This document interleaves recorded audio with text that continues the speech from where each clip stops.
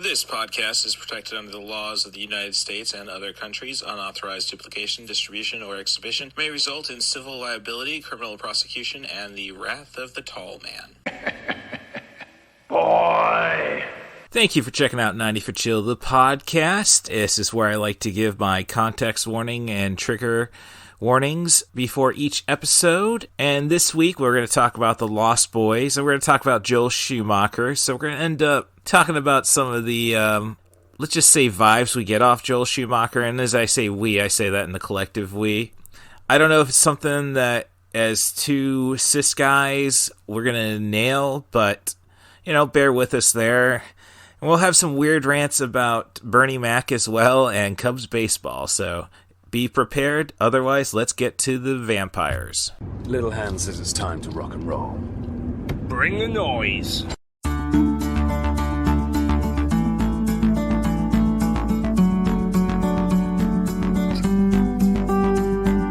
And welcome to 90 for Chill, the podcast. This is your host, CatBusRuss, as all my podcast friends like to call me. You can follow what I'm watching on Letterboxd using a variant of my old handle. That's letterboxd.com/cmdarth.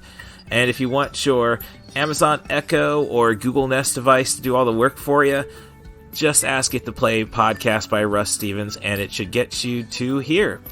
And this week, Couchman Bakes returns. The Couchman, Andrew Tiede, is on the show and was going to discuss The Lost Boys. We go on some weird tangents, as I mentioned in the disclaimer. Even some gun control by the end, but I digress. And I also throw in a review, just in case I couldn't get this pulled off. I was prepping my vampire work, so we will also address Jesus Christ Vampire Hunter from 2001. So that's what to expect on the show. It was a long night for me tonight. Did get a nap in there, fortunately, but we're looking around 12:45 on Tuesday, so hopefully I'll get this out by 2 a.m. But, you know, if you want to help the podcast, come and be my guest. Be my guest. And we'll stop before I go into that copyright stuff. Send an email to rustthebus07@gmail.com. Offer me a movie, a director, an actor, a theme. Just keep it a focus on about 70 to 99 minutes, and I think we'll have a slice of fried podcast gold. Otherwise, rate and subscribe on your favorite podcast apps. I do reciprocate those 5 stars. My username on Apple is Scoop Staley. So, I guess I'm really wrapping it up quicker than I expected. I just guess I want to go to bed. There's a couple tough nights over the last week. Did a lot of drinking, getting a lot of podcast recording done on Sunday night. And still recovering from knee injuries from trivia and goth night in Champaign-Urbana. So that's the excitement in my life, I suppose. Otherwise, just trying to hold back Ava from her want, her hunger. I guess she's the ultimate vampire since Skimble's gone, and she demands wet food. So that's my life in a nutshell. So, but you're not here for my life, you're here for the movie. So let's get on to the show.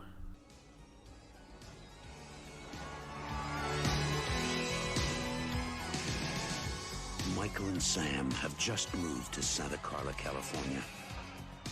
They're about to discover its secret. Notice anything unusual about Santa Carla yet? No. It's a pretty cool place. If you're a Martian. Or a vampire. So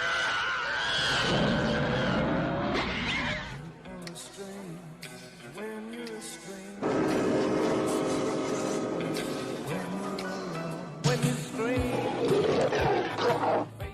are you? The flying nun? I'm your brother, Sammy. Help me! Stay back! Stay back! What's happening to me, Star? Get yourself a good sharp steak.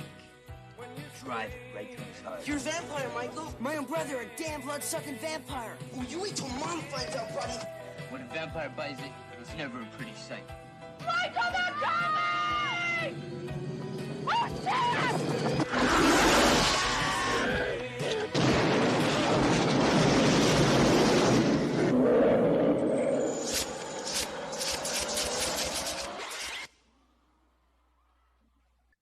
shit! All right, so we are back with 90 for Chill, the podcast, and our good friend of the show, Andrew Tiede, has returned, which we're going to discuss Joel Schumacher's classic. And honestly, after this last rewatch, it's like, well, I can see the skepticism from some, but The Lost Boys. More importantly, though, this like just prepping vampire wise, I did just rewatch Jesus Christ Vampire Hunter, and so I'm just glad that okay, regardless of my backpedaling that may occur, I am ready, I believe. So how are we doing, Andrew? I'm doing fantastic. I'm already kind of gonna butt heads with you a little bit though. You're like, I'm gonna try to maintain with the, with this, like, yeah, I can see the skepticism, yada yada. No, no, no. If you look at this through the glasses of just it's 1988. Look it through just remember this is 87 when this movie came out. Yes. Let's not try to compare it to No. great cinematic masterpieces you get nowadays. No, This not. movie had a cheap ass budget. Debatable. I mean, it was a Richard Donner production, and to a sense, it's like, could this have been Goonies too? Well, and that's kind of originally what they wanted to do with it. Okay.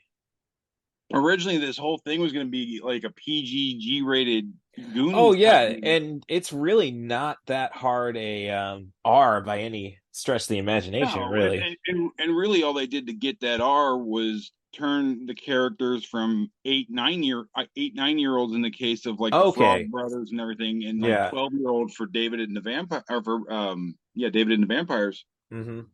The Frog Brothers were chubby Boy Scouts in that original version. Okay, well, that's an upgrade anyhow.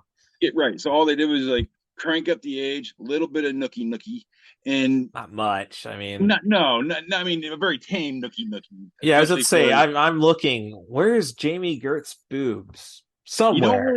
You get like a little side boob. Yeah, no, I'm just saying she's also in the same. This is a big year for her. She was also in. Damn it, I just forgot the name of it. Robert Downey Jr., James Spader, Andrew McCarthy.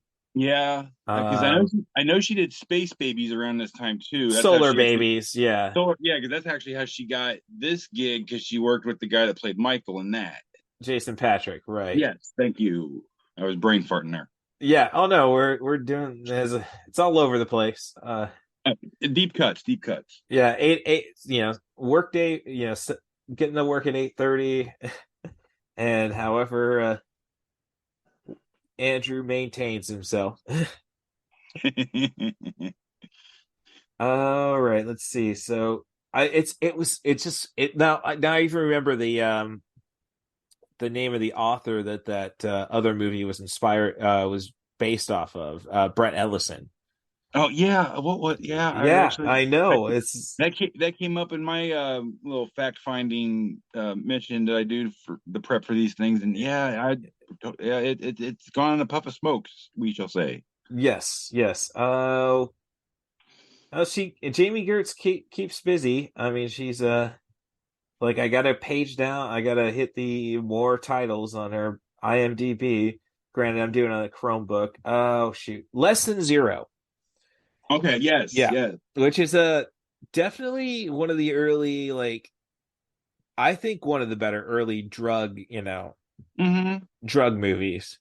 Oh yeah. Yeah. I mean, I don't think it has like the punch you in the that's what I'm effect of, like, say, a Train Spotter. Oh, my favorite movie actually, but no, I mean, well, it's not Andrew McCarthy who's doing the drugs. Right. It's trying to deal with your friend. And okay, yes. So that explains a lot of my life, but yeah, so no, I didn't really catch on to that. And as I say, it was that was one thing I failed to like put in my notes until like last minute. Oh, Richard Donner produced this. He originally was going to direct it. Mm-hmm. And it was actually taking him a long time to get this thing like ready to be made, because he had joined on like 4 years before it even got filmed. Right. Well, I mean, he did Goonies 2 years prior. Right. and he had gotten pretty bored with the project, so he just went off and said, "I'm going to go direct this little thing called Lethal Weapon. Yeah, no, I'll still produce the sucker." right. And then actually, his wife suggested Schumacher. Right, and all I can say about Schumacher, and I'll just well, I mean, I can save it for Schumacher. He is honestly an underappreciated director. He's a polarizing director. Well, I'm just saying, like, well, you have your Tigerlands. I mean, he can your phone booths. He can helm a good movie, unquestionably good movie. But then when you get your I didn't want to jump in it too fast because I got the movie playing in my peripheral, and we haven't gotten to Timmy Cappello yet. Oh, I Yes, got so no. much to say about Timmy. Everybody giggles with I have so much. anticipation for Timmy. I almost bought a shirt last week online. It was just him in all of his glory in the movie, and just says, "I believe." I haven't bought it yet. So just with this little sidetrack. All right, shot him alert to start the show. Cheers. Cheers. I don't think there's enough for a shot, so I'll just yeah, we'll do enough. Yeah, we'll just go. Okay. It's all about masochism if you drink Malort. No, I'm always ready, but yeah. All right. I was just saying I'm a masochist because I'm a Cubs fan, but Yeah, I mean, you gotta kind of appreciate that we had a good 4-year. Well, I mean, it ended up being a good 5-6 season run. I would say you could probably make an argument for 5. Yeah. Yeah, I mean, 2015, 2020, we made the playoffs regardless. So, I mean, obviously the fire sale in 2021, but it's just a weird situation with the Cubs because we still drink on that sacred sad day in this household. No, it's the fire sale about broke me. I mean, I was actually guys at Disney World. So my parents decided, for their 45th wedding anniversary, they're going to take the Disney family to Disney World. And as I'm entering one of the parks, and I've got let's see, how many Cubs tattoos do I have? I got my David Bowie. So the 2016, the tattoo is my 1970s Chicago Cubs Cubby Bear. But I got it all in black with the Aladdin Sane David Bowie Thunderbolt going through it, and they won. And I didn't see any games that season because I was like all over like the last 4 years, 2 or 3 games, 4 games, maybe a season, and for just moving the champagne, and I couldn't get up to any Cubs games. And I really should have just spent the $1,000 and no showed my job to drive to Cleveland. So that's but no, the year before that, like I was trying to come up with a wrestling comeback idea, so I thought Green Street Hooligans meets Clark Street. So I've got difficult word maneuver. So yeah. Okay. So we got a Bullet Club hybrid. Yes. Yeah. So because I again being anti-gun, I can't do bullets. Got to be Cubby. So and I ended up not doing Cubby because I think Pro Wrestling Tees beat me to that. So it's like the 120 club. So good. Yeah, and my first tattoo was a Cubs the 80s Cubs Cubby Bear. Yes. And that was supposed to be all of the tattoos. Actually. Yeah. The 90s one isn't bad. It's just such a change. Right. And I've never really been a fan of the Cub and the C. I don't hate that one. Oh, I don't like the walking Cub. Like sometimes when I see the Cub like profile in the C, that looks all right. But see, I'm actually gonna piss you off. I actually like the walking one instead of the one you just said. Yeah, no, I get that. It's like, it's just not like I don't know, maybe it was a throwback to the old Cubby Bear with the bat. Like, one of my favorite hats, which is like, of course, had white. It was the foul ball Cubby. Yes. Yeah. Unfortunately, it was a nice green cap with the white front, and so wore that, sweated that. So Yeah. out of the White, rotation. white hats are not a great thing. No, it is. They are not. So, well, all right. Well, so let's see. Masochism. Well, if you're gonna equate that to Joel Schumacher, that obviously is Batman Forever. I'm not sold on people who say that's a camp favorite. Hold on. Batman Forever. No, I don't mind that one. sorry. Batman and Robin. Okay. Yeah. I was going to say we were about to have words, sir. Yes. No. No. Batman Forever. The worst thing about that is, well, it's Tommy Lee Jones doing his, the little cartoons on Saturday morning with the shrimp and the firing back and the riding the seahorses. Yes. Swedish Chef. All the time in that one. Jim Carrey should have been up for an Oscar for supporting actor in that one. At the very least, they could have threw him a bone. If I'm not mistaken, he didn't even get a bone thrown at him at the MTV Awards that year. Yeah, you're right. Maybe best villain. I could have seen that. I don't remember. That was a long time ago and a lot of right. ago. Yeah.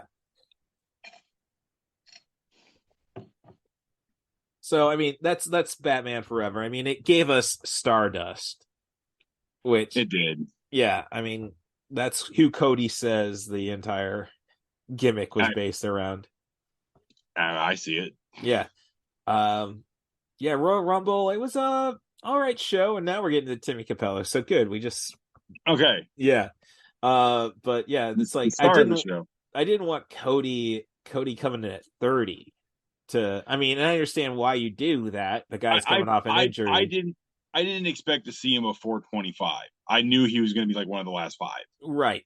Oh yeah. It's just like, but you made Gunter the Walter, the Iron Man, which I think was a genius move. Yes, it is. If they're trying to establish him back to the credibility he had in NXT and before, right? No, it was a great move. It's just I didn't want to see, but Cody is a sports entertainer. I think that was the biggest problem with his. Yes, it created AEW because he had the personality, which the Bucks and Kenny didn't have. Right. The Bucks and Kenny, like all their stuff is inside baseball jokes. Yes. And great wrestling. Like Cody can't. Wrestling, phenomenal wrestling, funny and intense promos. Yeah, inside baseball jokes all day, every day. Right. Cody brought that. It's Dusty. I'll even say that. Obviously. So, yeah, brought that to the elite. I better say, yeah. When your dad's Dusty and your brother's, Dustin Rhodes, who's bad or good, has some very creative twist on lots of things. Oh, Dustin, I can't ever badmouth because I saw him wrestle Terry Funk in Peoria. Nice. So we're talking New Blood versus Millionaires Club era. Okay. And they're doing a match, and then Terry Funk just pushes the referee back and grabs a mic and says, "No, this is gonna be a hardcore match now." And they go to the point where it's like, "Oh no, it's gonna be a kiss my ass match." He does a bare ass stink face to Dustin Rhodes. What? Smack. Yes. No, I can't. Couldn't expect any different reaction when I said that. And it's like I'm sitting behind Terry's ass, like, oh, and it's like that's where Dustin earned my respect, and that's where I learned that in professional wrestling, it took me a while to finally lose to a girl, but you got to give up shame at all. Oh yeah. And never mind, I was a big Chris Candido guy, and if you saw any of his indie matches, he's wrestling at least 2 minutes with his ass just hanging out of his trunks. Mm-hmm. So, but yeah, so right now in the movie, we get introduced to Max, which is kind of like, I think, and this might be the disconnect. Sure. I think if you're not a fan of the Gilmore Girls, as a Gen Z, definitely. Millennials, Right. I mean, nah, you should have some Yeah, common sense. anyone under 45 is probably gonna know who this is. Oh yeah, it's and I wrote, sadly, Edward Herman. Yes, Edward Herman. Yes, right. Who non-ironically, I always would have thought if they did a Munsters thing in that time frame, he would have made a good Herman. Yeah. No, he's got the height, I think. Well, I mean, I don't know. I didn't watch Rob Zombie's. It doesn't seem as bad as it looks. I haven't watched it yet. But it's a PG rated Rob Zombie movie, so Right. Yeah. People were expecting this to be a little off the wall. Yeah, no. By not even making it PG-13, he really constricted himself. Yeah. So yeah, but I'm just saying, like, so here's the big thing, I guess, is talking with my older sister, the Poetic Critic, and I got myself another. Somehow I always managed, like, I had her lined up in case, like, oh shoot, what am I gonna do with Rory? Oh, Buckaroo Banzai. All right, give her that episode. If we can agree that the dare I say, the curtain call at the end, like the movie ends at 1:38, and then you have this entire opening, the end credit sequence, which is just basically everybody from the movie just walking. Yes. Like, I don't think that's narratively important, but so it's not a stinger. But I mean, I guess it says the entire vibe of the movie, like. Right. But this isn't Buckaroo Banzai. That's for the Poetic Critic. But she's the one who said, "Oh no, Lost Boys overrated." I don't think she's a Goonies fan either. But but I bring up that just because 1987 you had Near Dark. Yes. Which is definitely the superior vampire movie, I'd say, to the Lost Boys. But doesn't have the longevity. Yeah, but that's more like nobody got to really see it. And then when Lionsgate got the Blu-ray, if you weren't at a Walmart in 2007, you're not going to find it. February on a Tuesday after 3 p.m. Yes. No, as I say, I found it pretty easy, but then, and I grabbed it. Oh, vampires? Lance Henriksen? Bill Paxton. Yeah. And then I didn't even think about Kathleen Bigelow and... But it's funny, would you say that all those people, like, now imagine if, the guy who loves to direct those people, Cameron, got his hands on them and did that same movie. Well, Bigelow won her Best Picture, and well, I mean, she probably did more movies, but probably less time. Yeah. I haven't, and Hurt Locker is a blind spot on mine. Like, it's again, when I started this podcast, it's kind of like, oh shoot. You don't want to spend $7 on iTunes. Right. And like, oh, I don't have the time for the movie. And that's kind of sad, especially after Jeremy Renner's lost a leg. Essentially. Yeah. Well, I didn't know if he was tagging. But so that's but since we got to Timmy Cappello, who still is in jacked form. I mean, he doesn't have the cum gutters, but right. I saw him on. He's got to be what, damn near 70? Definitely late 60s. But I mean, he came on. So Michelle Wolf, probably best known from The Daily Show, and she was a writer on Late Night with Seth Meyers, which is my go-to show. Still, I'd rather get the satire than. Jimmy Fallon stroking somebody, and Colbert is in that weird spot where, like, you were a character. That's what got you your job. And now you're living the gimmick, brother. Yeah. So that's but there was a show on Netflix, only one season, The Break with Michelle Wolf. And one of the episodes she had Timmy Cappello come on, like, she would read the depressing story and then, like, the saxophone. And yeah, Well, no, I mean he doesn't have the cum gutters anymore, but I guess he got his start as Tina Turner's saxophone I did player. know that. Yeah. Where I thought about it, like, yeah, if I was to picture a saxophone player for Tina Turner, it'd be that dude. Yeah, so I'm getting the age on Timmy Cappello right now. And he look 67. So okay. Yeah, I mean, last time I saw him, maybe it was 5 years ago, and he's still like pretty it, jacked, huh? yeah, Well, Vince McMahon got I was nothing on him. I was actually just talking, like, literally like 3 days ago with one of my coworkers, my boss actually, about we were talking about how great this movie is, Yes. and we got talking about Mr. Pedo, and I guess he still does this gig. Like, he shows up to, like, county fairs and stuff and places like that, and shirt off, chains on, baby oil, playing the saxophone, Yeah. still rocking it. Yeah. But I guess that kind of brings me finally to the Joel Schumacher always trying to make something gay. And I'm not saying that's a bad thing, honestly. No, yeah, gay, non-derogatory. But Yeah. if you're a Smosh fan, you get that. But anyway, where was I going with this? Yeah, no, it's just that he's a very directed, albeit again not in a derogatory way, but just a flamboyant kind of person. Yeah. Just everything's a spectacle, which makes his movie stand out. Well, you say that, and that's like I haven't seen Tigerland, but I mean, but I hear the style is very like.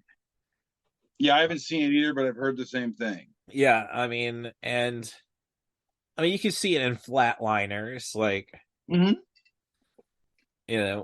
Oh yeah, I'm gonna have Stephen Baldwin shag, I mean, and record a bunch of chicks, but yeah, I'm gonna throw a penis joke right in his face. Julia Roberts, can you deliver on that? So, and the entire, like, it's one of those things, like, it's like, okay, yeah, he just puts it out there, and I'm not saying he's overtly putting out like gay vibes, but it's like, right, yeah, this is in your not... like, yeah, this is kind of like, really, you're enjoying this movie, are you uncomfortable with this? Oh, definitely. And I'm not saying this from like the red hat point of view of like, oh, it's the gay, he's putting no, the gay no, he's definitely not doing that. It's just that he's putting down stuff that he, as a human being, would like to see. Yeah. And it's like, and as they say, it's like he unless a movie doesn't work, Batman and Robin, nobody gives a crap. Like, that was my big thing about Venom, There Will Be Carnage, is the entire... I mean, that's one of those that, like, yeah, you could, like, I dug kind of the Venom and Eddie Brock breakup bit. Yeah. I thought that was good, but that's like the movie. We didn't even need Carnage.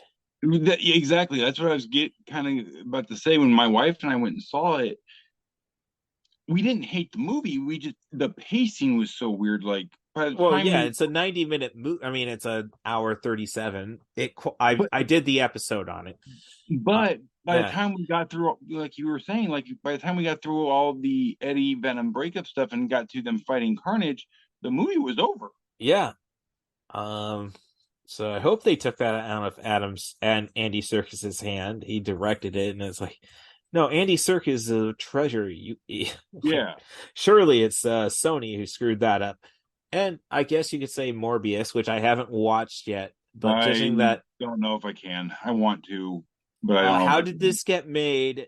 Did a live podcast on it, so it's like, I have to now. I kind of have to watch it. I mean, I didn't plan on watching Hurricane Heist at any point in my life. Wow, but, you're the one, huh? I'm sorry. You're the one, huh? I didn't watch it until I heard, oh, how did this get made? And then I was like, well, I got 75 cents off at Redbox. Let's see. Oh, dude. I pull for anybody from the True Blood movies to True Blood TV series to do something. Like, but yeah, no. Sorry, Ryan Quatrin.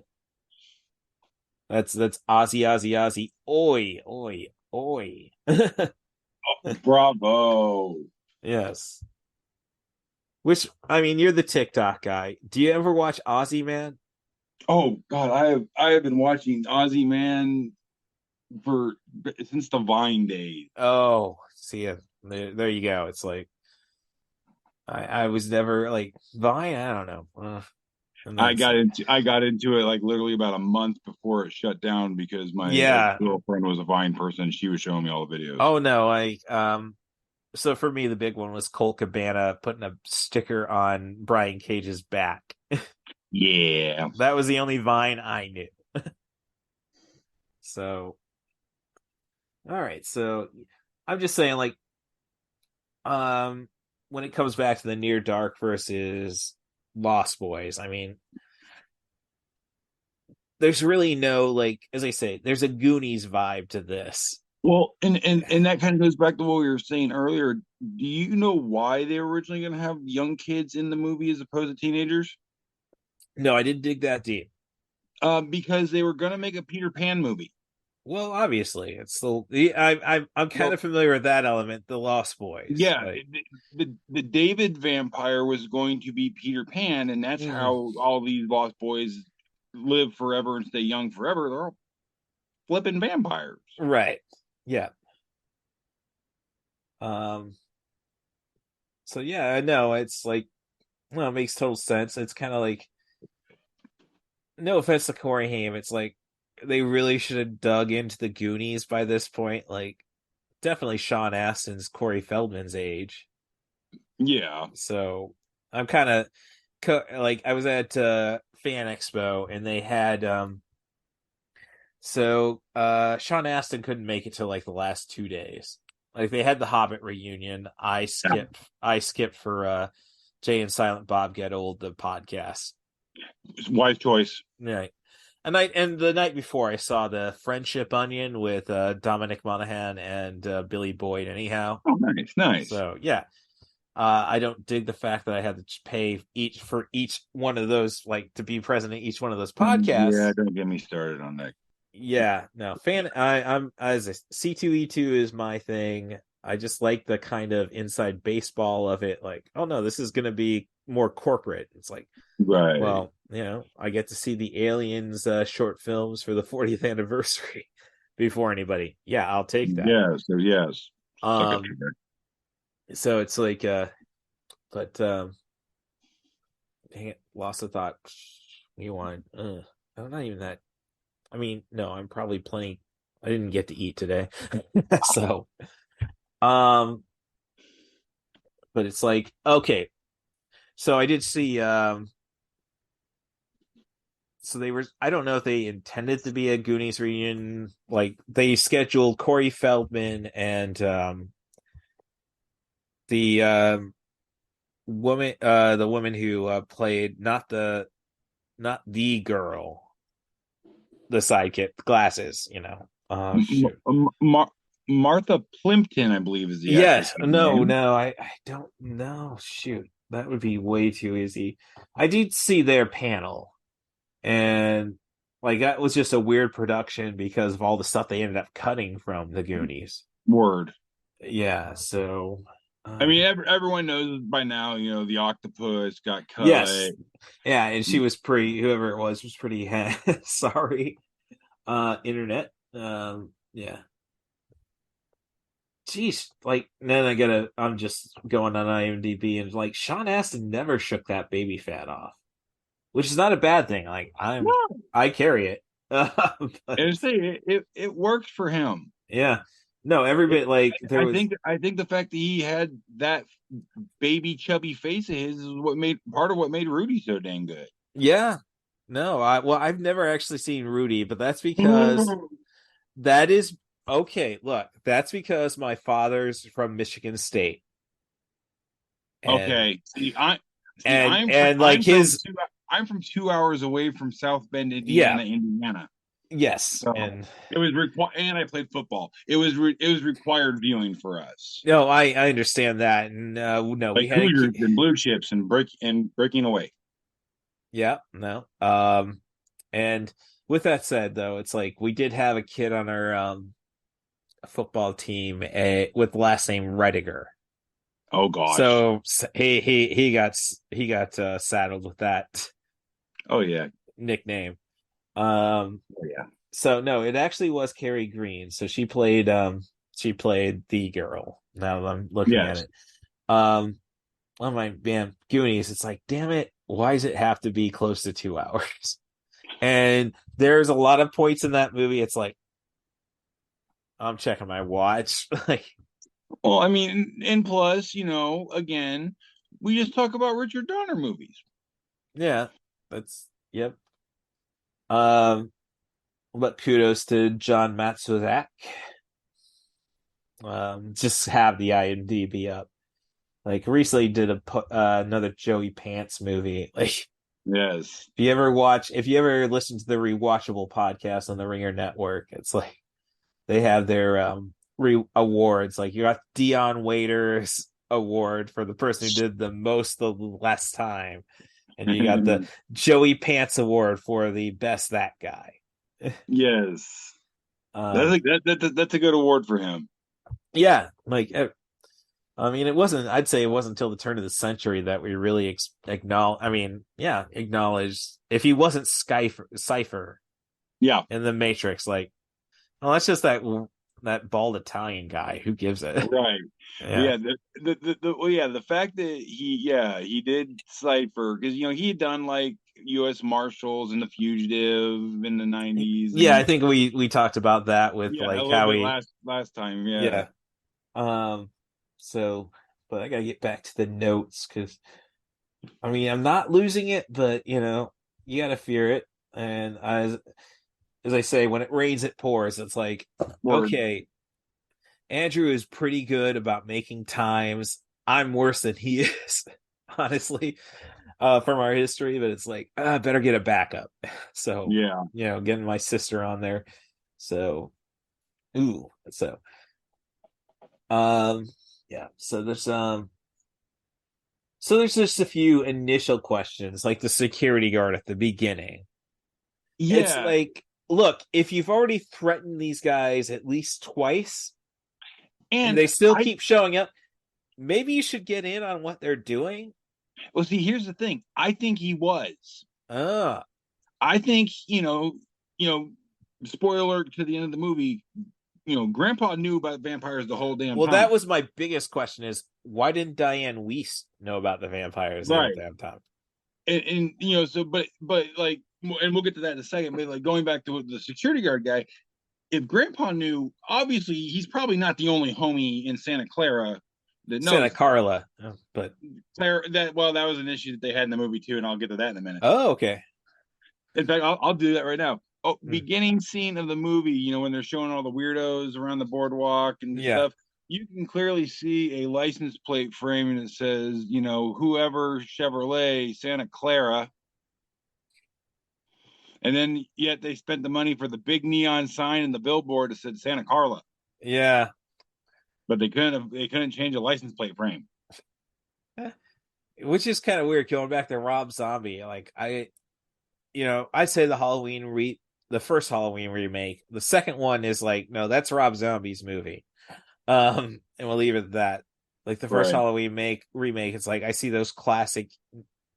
Like I did not like the change of the Illinois license plate. I like the font. I like that it was a goofy font. It was definitely very retro.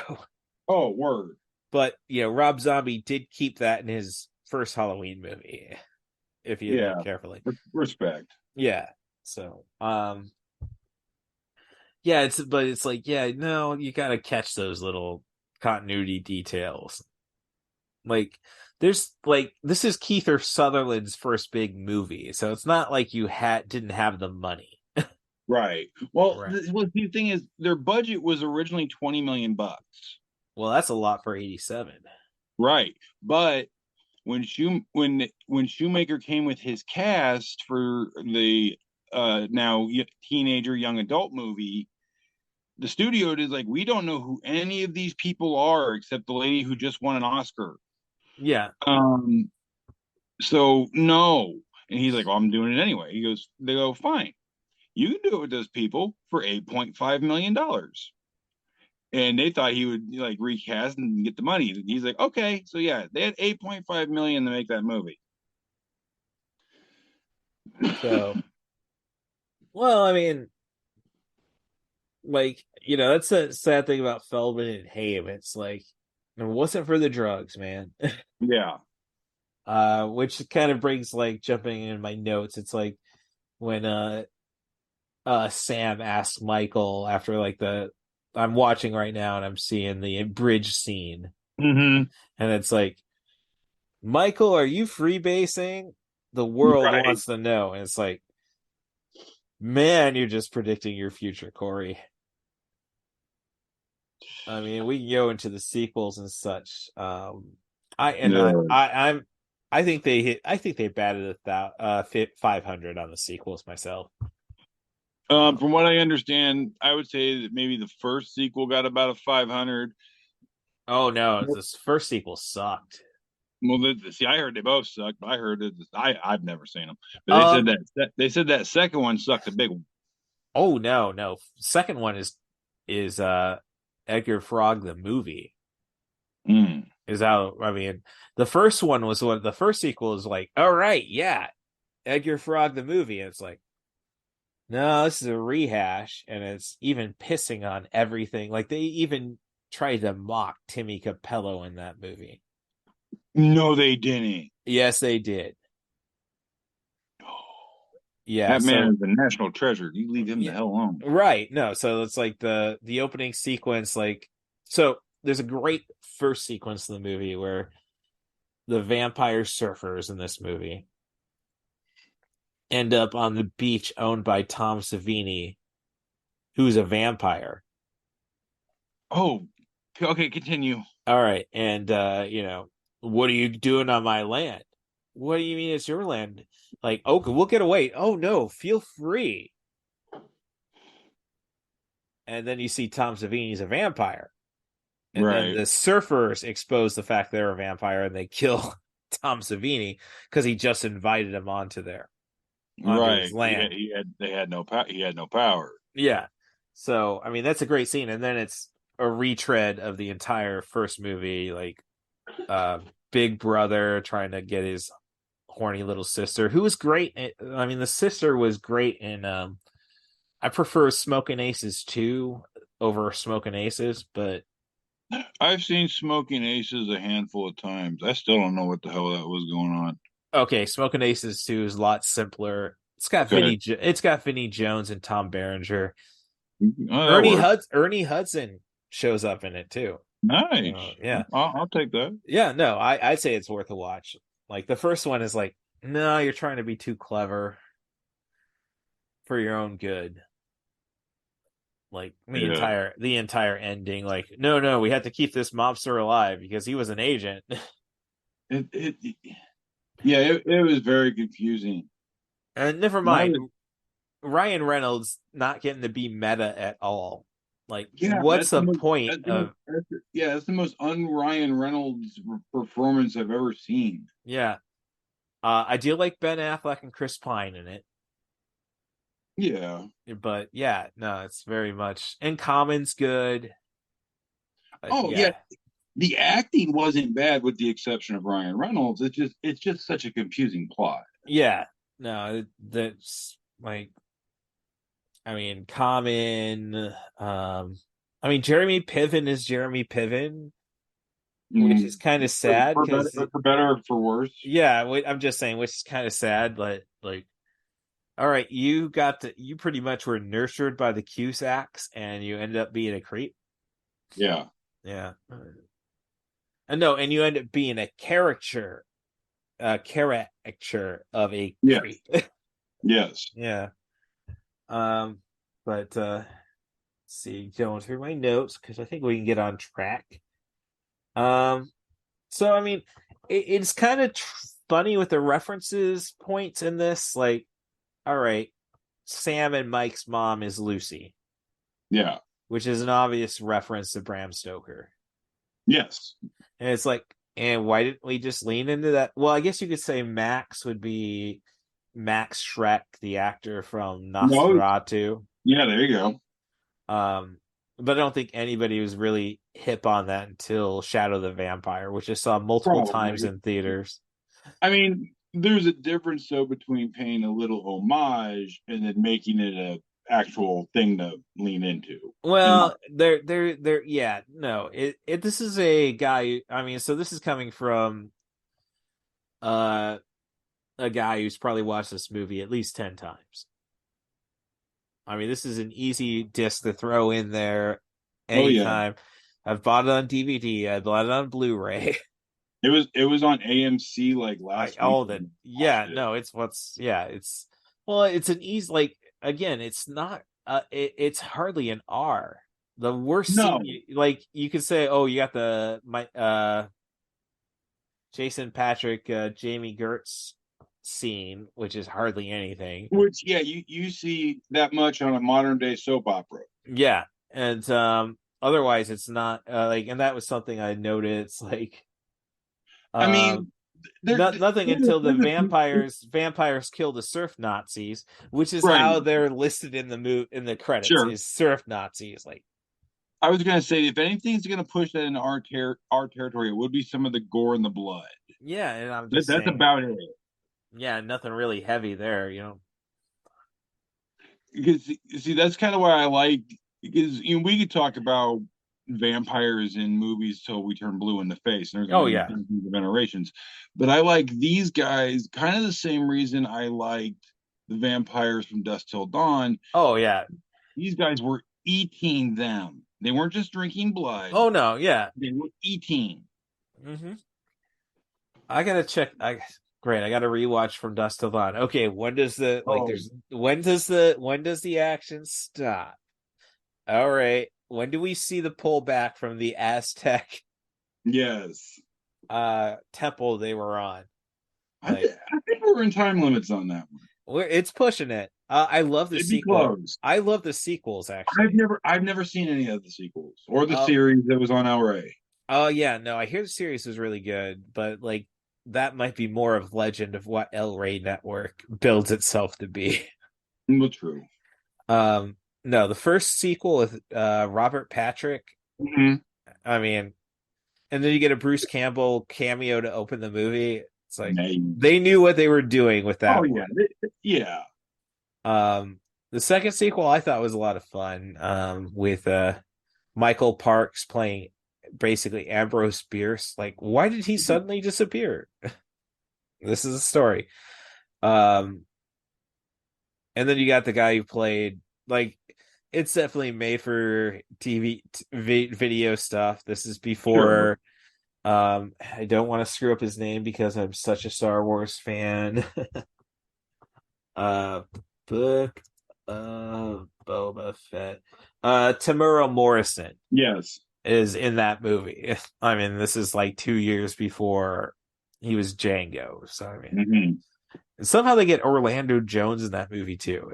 The third movie. Well, I mean, that was coming up on the tail end of his heyday. So I mean, well, I think that was actually like the beginning. Like, he had Mad TV, and then how is he going to cross over? He had Evolution in 2000. He had the Replacements in like 99 or 2000. Oh, I forget about 2001 for the Replacements, but I forget about the Replacements because it's just such a corny sports movie that, like, I've seen it. But I've seen it so many times. That's just it. But I still enjoy it. And then when I say I've seen it so many times, it's like, you know, Major League, Slapshot. Yes, all movies I've seen way too many times. Yeah, but I still watch them way too many more times. Right. I mean, I think I've kind of mellowed on, after really appreciating Bull Durham, I've kind of mellowed on Major League, but okay, I can see that. Yeah, but yeah, so it's, I mean, gosh, I mean, I'll give anything with Reese Ifans a chance. Oh yeah. Yeah. And no, Jimmy, sorry, I was going to say Jimmy, John Favreau. I mean, He's awesome in it. Like, everything works in that movie. It's Yeah, just like, gosh, this was it's such a I mean, softball movie. it's like, yeah, what if we made Bad News Bears but about adults? Yeah. I mean, I'm not saying it's a cinematic classic. I just say I Oh enjoyed that. no, I'm just saying it doesn't do anything wrong, Yeah, but it's just when you copy somebody's homework, it should look like that. right. Change the work. Yeah. So, all right. So let's see. Back to my notes. So in the movie wise, in my peripheral, we've got the entire Sam calling his mom. Oh yes, Yes, it's like, ma'am. yeah, no, he's yeah, you can understand why Lucy said, "Hey, Mike, can you watch him Yeah, tonight?" Like, because he's nuttier than squirrel turds. yeah,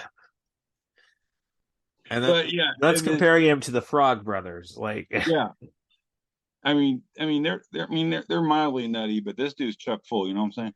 yes, Yeah, and then yeah, he's on the phone, and then Michael comes floating in the yeah. background. The only time you really see a vampire float in the entire movie, by the way. Well, I mean, definitely implied, and I can definitely, No, I love the fact that you never see the vampires flying except for in that final fight scene. right, which I actually love brings that me. it was budget reasons. Oh no, that's what I'm saying. Like, what I was getting to is like, when the violence happens, it's pretty anticlimactic. Yeah, because it's usually off screen. Well, yeah, or something just very simple. Nanook, Yes, which yes. is like, this is what Paw Patrol should be, is freaking Nanook.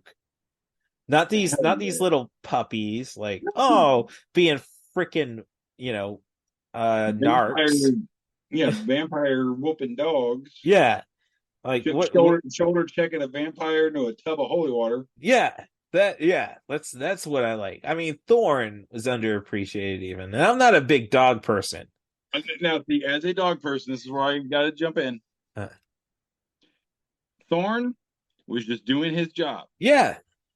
It doesn't make him a bad boy.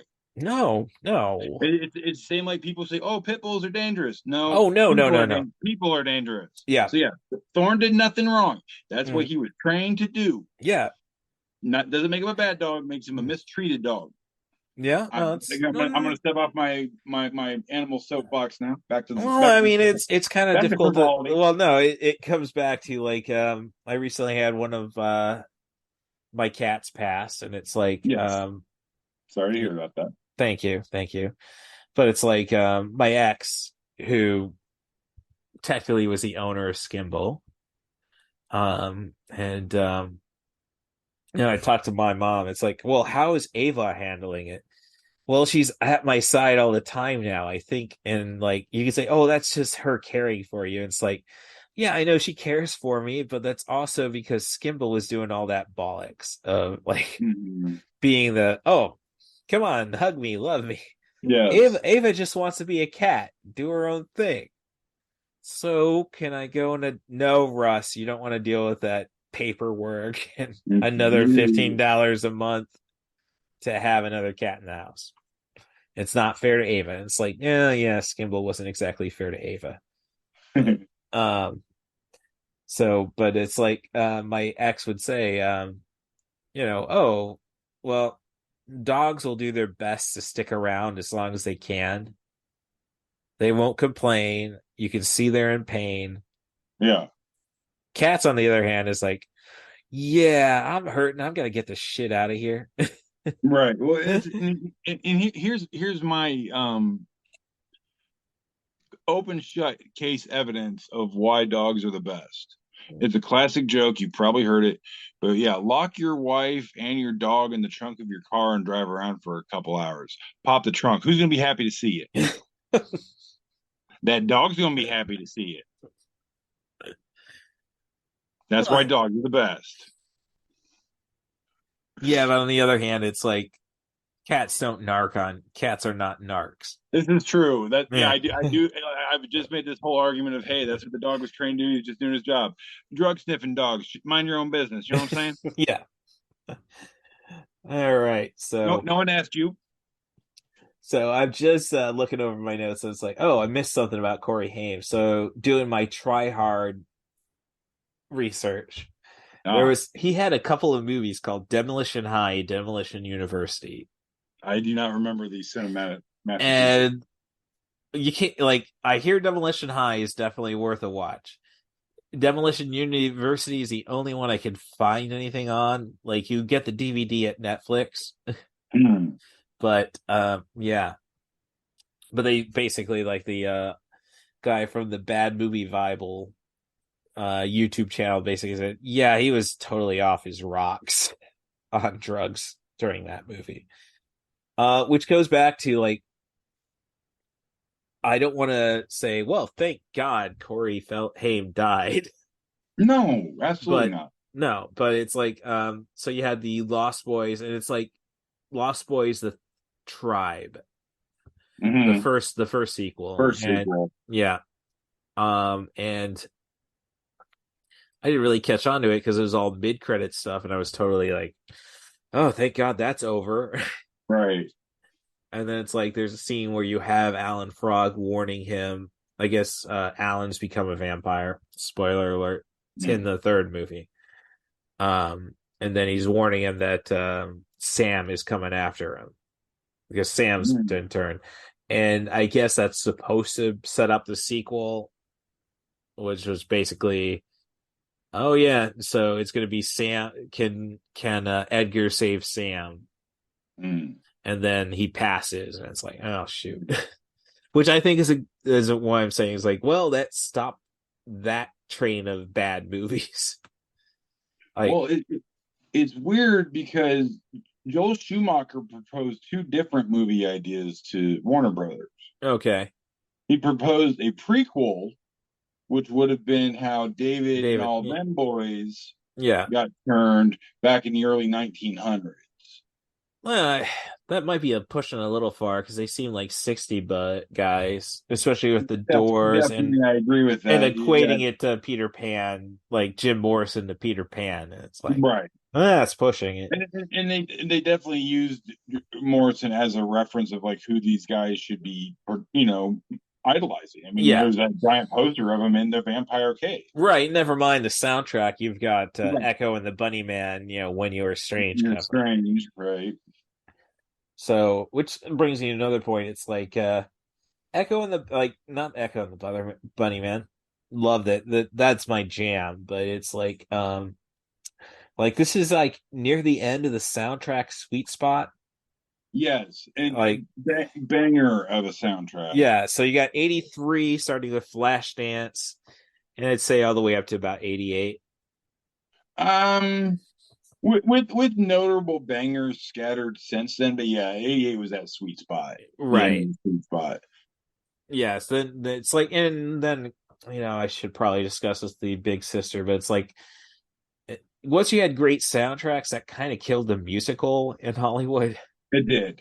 Okay, I'm just making sure I'm not the only one.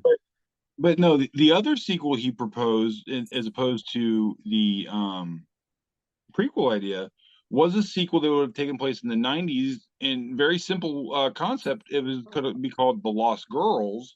And it was going to be like leather clad, biker vampire babes. Oh, that's like almost a direct quote from Schumacher. I think he said chick babes. When you say it with a lisp, regardless, it doesn't seem threatening. But that's probably how he could get away with that pitch. Because someone that looks like me should not have said that sentence. Yes. Yeah. Yeah. So it's definitely knew about that one. I think they're still trying to figure a way to bring the property back. Yeah, but now they're doing that dreaded thing, talking remake. No. Legacies are fine. Like, as long as you got Corey Feldman, with a stamp of approval. Yeah, like give me a reboot. I'm okay with. Like, if you're, but like complete remake. Oh no, you can't do no. This is you can't capture that. I don't think you can. Yeah, I don't think you can do that with any 80s movie. Because who's one? You ain't gonna find another 6'5" jacked baby oiled up saxophone player. No, didn't even think about that element. But I don't think you can do any the 80s. It's kind of like what I mean. Yes, yes. precursor, yes, I'm a child of the 80s. I was born in 82, love 80s movies, love, that early 90s stuff. Okay, yes, I know I'm looking at it through nostalgia and rose-colored glasses, but I still feel as a movie fan in general, 80s was magic. Whether it be comedy, action, it was good. 80s was that weird bad, it was still good. Yeah, no, 80s was that weird time where it's like the accountants actually started keeping track of stuff. Yes. Like the 70s, it was all about the artist. Yes. And I would say the 70s is probably the best decade in cinema. Okay.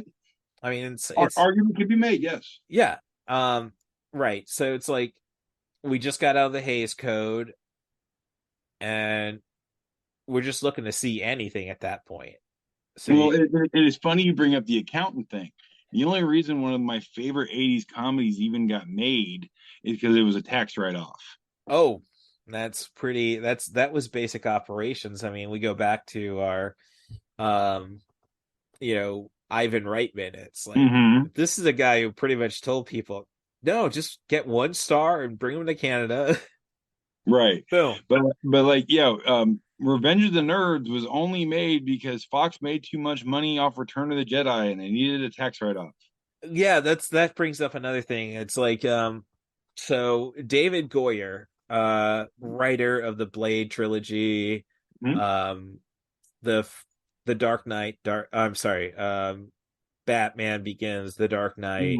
A lot of people consider him a hack because of and he gave us Batman v Superman. I like Batman v Superman, but that's me. And he also gave us a wonderful run of Flash comics, of world's finest comics. Let's not forget this man. He knew what he was doing. He just had to deal with constrictions. Right. And I mean, but his he famously has said, I was the screenwriter responsible for the last profitable movie. Yeah. Which was Death Warrant with Jean-Claude Van Damme. Which is a classic. I mean, yeah. I definitely rank that higher in Van Damme's filmography. So with that said, it's like everybody, basically accountants again, everybody wants to make an excuse that I'm losing money. Yeah. Like regardless, like Return of the Jedi didn't make a profit. Is 20th Century Fox. And there you go. Revenge of the Nerds. There was a lot of Ewok suits, bro. Never mind the dry cleaning on those. Getting the smell out. And that's just kind of weird. Like I have never IMDb'd Warwick Davis's actual age. He was like 12 when they made that. Jedi, yeah. And that would have been what, like 81, 82? 83 was the release date. 83 when they released it. So they probably filmed it in 82. Yeah. So 12, so that's like saying he was the leprechaun at 19. Well, no, 20, 21. 20-ish, yeah. Yeah.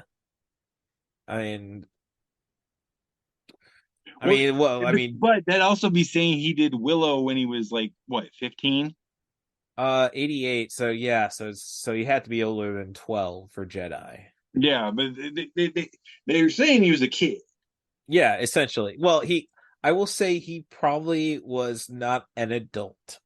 Right. From the legal standpoint.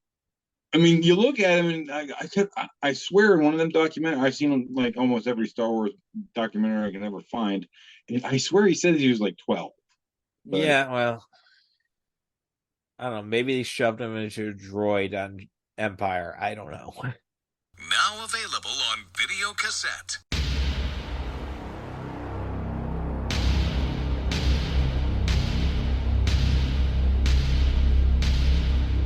In the new millennium, vampires no longer fear the sun.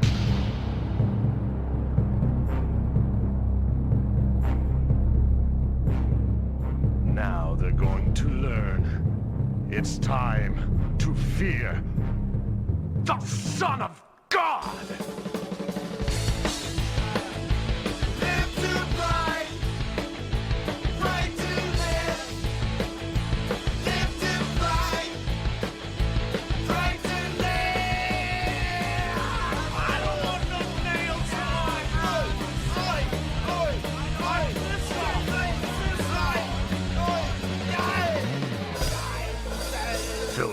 focus is Jesus Christ Vampire Hunter. And I've just revisited Jesus Christ Vampire Hunter from 2001, a Canadian film from Odessa Features. I have seen one of their films, which was about 2009, I believe it was called Smash Cut, which just sold itself really on the fact that they were able to get Sasha Grey fresh off the Girlfriend Experiment. I'm sorry, the Girlfriend Experience. So, it's a fun little horror movie, especially when you throw in a cameo from Herschel Gordon-Lewis. So, but as for this one, this is definitely them getting on their feet. I remember first being exposed to this feature on the old G4 show, Web Soup, which was really just taking the piss out of it. But this is just basically a movie that just needed to be made, I suppose, for the crew, director, and such. It's a film shot on, I believe it was 16 millimeter, and obviously there's no... everything has to be done fully and ADR-wise, and on top of that, they didn't really have lighting, so this gives us vampires who need to exist in the daylight, which they do explain. So this film is about the Catholic Church in Ottawa trying to stop a vampire invasion centered around basically just taking out lesbians, because who cares about them? The church doesn't. And now it's gone too far. So the only answer is to bring Jesus Christ to go and save the day. And, after we get our initial Jesus Christ appearance and, the robes and hair and beard and such, we immediately go and get him, modernized. So it's just a lot of fun, just silliness. You have a battle with a Jeep that basically ends up being a clown car full of atheists. Eventually, El Santo has to be brought in to further assist Jesus. There are some clever bits. You just have to appreciate this feature for the effort. It is, and with that, it is funny. They know that this is going to be something that can't be taken seriously, and they lean into it. Skateboarding Jesus, musical numbers. It's just, you just can't help but chuckle at every bit. God appearing in a bowl of ice cream. It's something that's just got to be seen to really appreciate. And as I say all this, I was thinking of this viewing, I'd say it's probably number 3 or number 4. I remember seeing it on Netflix back in the good old days, and I immediately ordered the Blu-ray. So, when I stop and think about the feature, it's okay, all the shortcomings, and is it really any good, or is it just silly? And no, I'm going to say that for what it is, it can definitely be I think it can be appreciated as a work of art. So, before Timur Bekmambetov gave Abraham Lincoln the stakes, remember that Jesus did it first. Hold on to your butts. I'm going to sidetrack us even more, but we're talking about it. The funny thing is, he wasn't even supposed to have that big of a role in Return of the Jedi. Oh, okay. And this is a guy who I own. I have the encyclopedia of any kind of Star Wars knowledge. Have I looked into it? No, but I have it. No, originally it was supposed to be Kenny Baker, right? Who played R2. Yeah, he was also playing one of the Ewoks because little guy. Yeah. It was actually supposed to be the character he was playing that was supposed to have all the interactions with Carrie Fisher. He had a little bit of stomach flu that morning. Said, "Give it to the kid. He loves these movies." Mm-hmm. So yeah, that's how Warwick Davis got to be Warwick Davis. Yeah. And truth be told, I've never I've seen most of Leprechaun in the Hood, because that's how could you not want to watch a movie like that. It's really fun to watch that movie. Yes. Yep, and this is an audio podcast.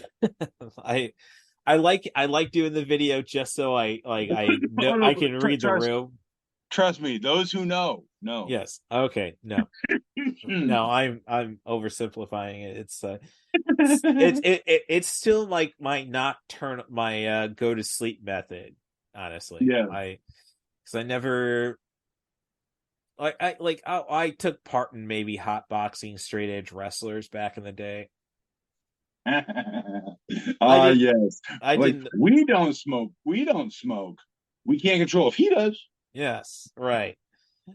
No, but and if we happen to be standing right next to him. Yeah, I don't know. Right. I just no, my big thing was I'll do it. I'll just never, but there's a reason it's puff puff pass. Like I can get myself in the queue for the pass. Yeah. So I didn't I may have bought pot once illicitly in my lifetime. Honestly, same. Yeah. I did not become the couch man until after it was legal. Right. Oh no, it's my nightly thing. And as I say, I think we were talking about my last one. It's like, oh yeah, I've driven in through heavy rain on what people in Peoria call the Redneck 500. I've heard of this. Yes, high on heroin.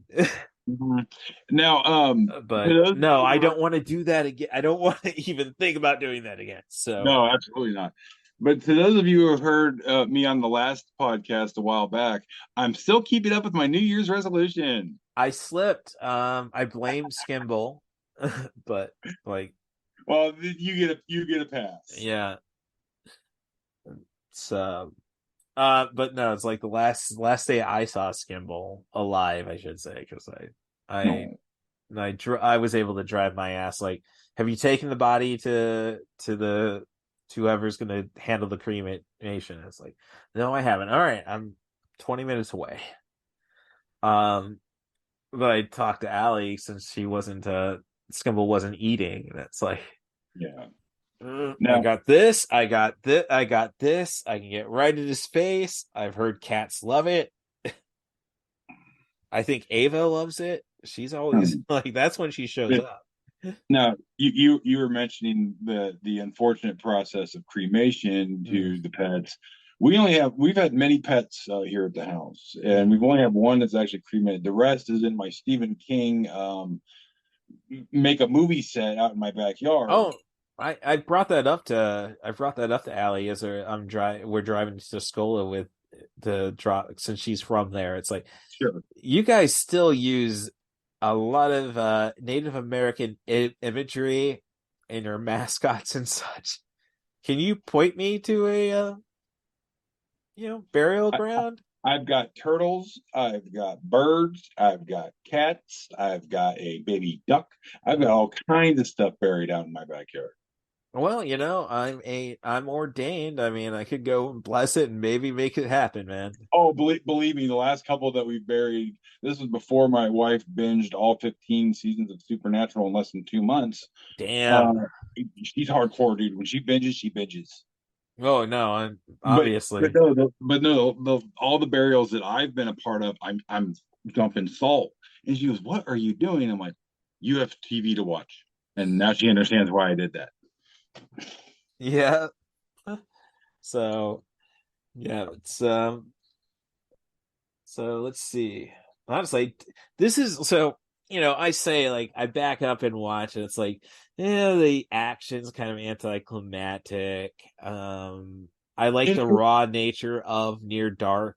Like, sure. I hate it when they don't shave. And to be fair, I wonder, is that a victim of losing over half your budget? Well, no, that's I'm actually people have about say the makeup or the action or the special. Well, the makeup's great. The makeup's pretty decent, except I know they hated the contacts. Well, that goes for any movie. I don't know a good movie about. Well, but see, these were the glass. You glass can't. contacts, yeah, because they hadn't invented soft lenses yet. These are Yeah. glass. They didn't breathe. They were painted.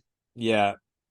So they can only wear them for like 4 or 5 minutes at a time. In fact, I learned this actually yesterday in my research. That scene in the movie where Keither reaches out of the vampire cave and he burns his hand. Yeah. And he pulls his hand back in. You see a tear. And people think, oh, wow, he's a good actor because he burned his hand. He's crying. No, he's crying because his eyeball is like saying, get these smackers out of me.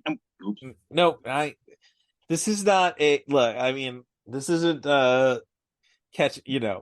Look. I mean, there's okay when somebody like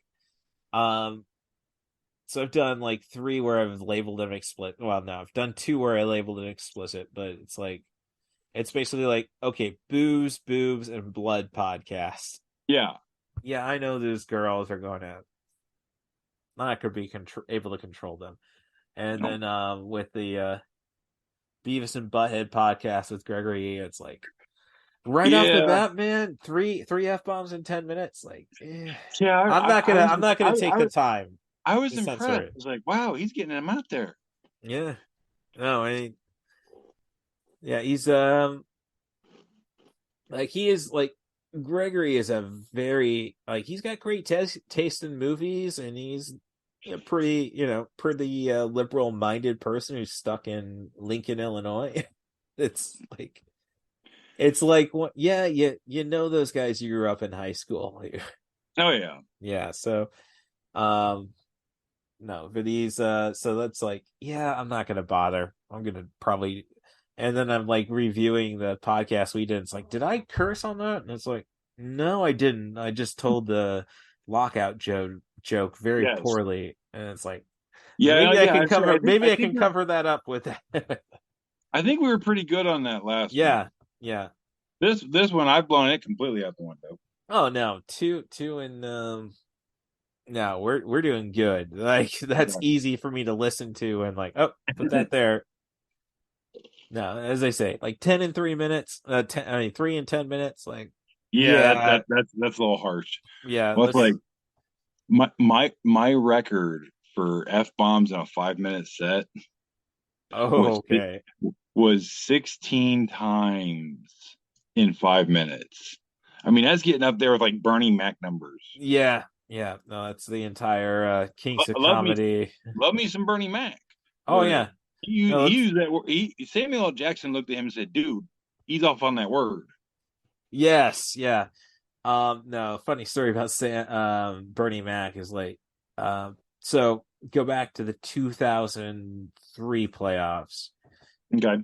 Game 6, before the Bartman incident. Mm-hmm. Bernie Mac is your guy who's singing singing "Take Me Out to the Ball Game." Okay, I caught that in an airport. I was actually on my way home from Iraq the night that happened, and I got home to my house 20 minutes before that accursed incident, and I saw it, and I was like, "This stinks."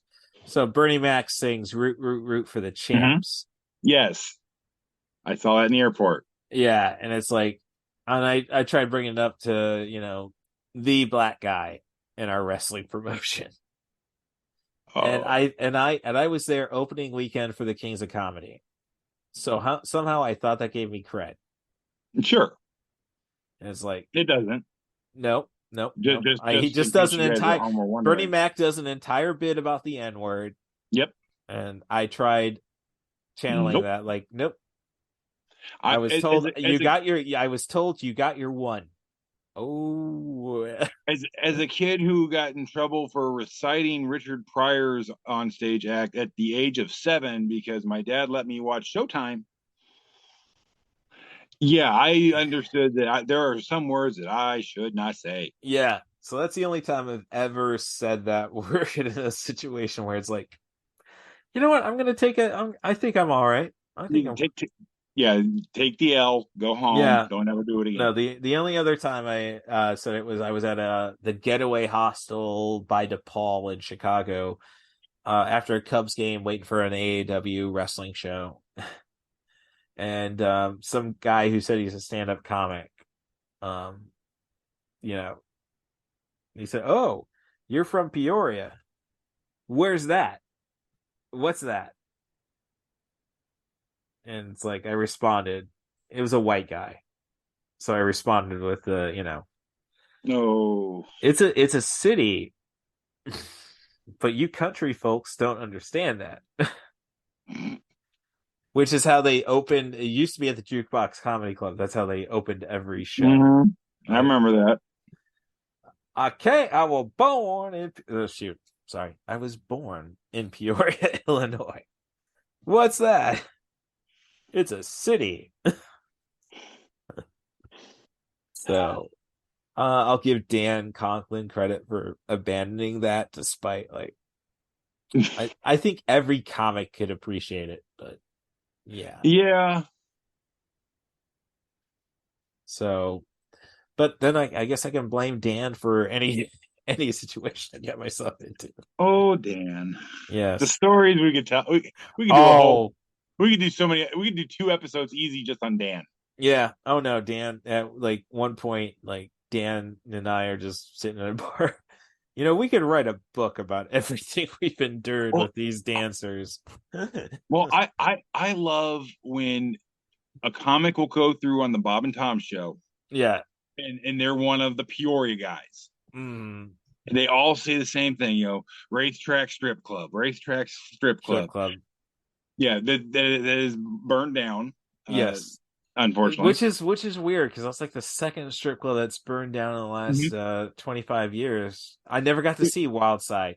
I got dancers convincing me to get into boxing matches. Nice. From the Wildside, but yeah. But now here's the thing.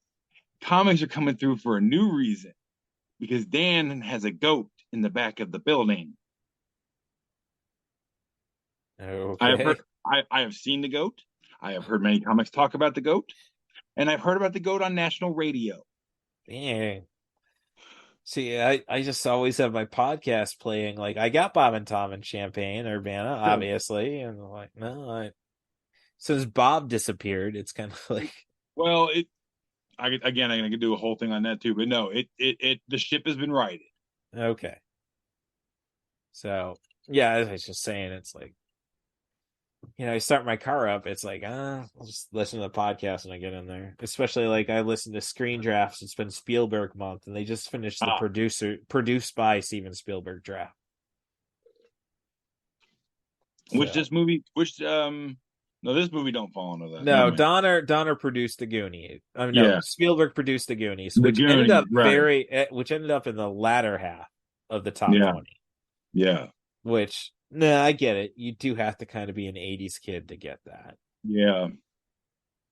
Which I guess that's a credit to the Lost Boys. You don't have to be an 80s kid to enjoy the Lost Boys. Exactly. Does it help? Sure. Oh yeah. No. But as I say, that's why you're kind of dependent on.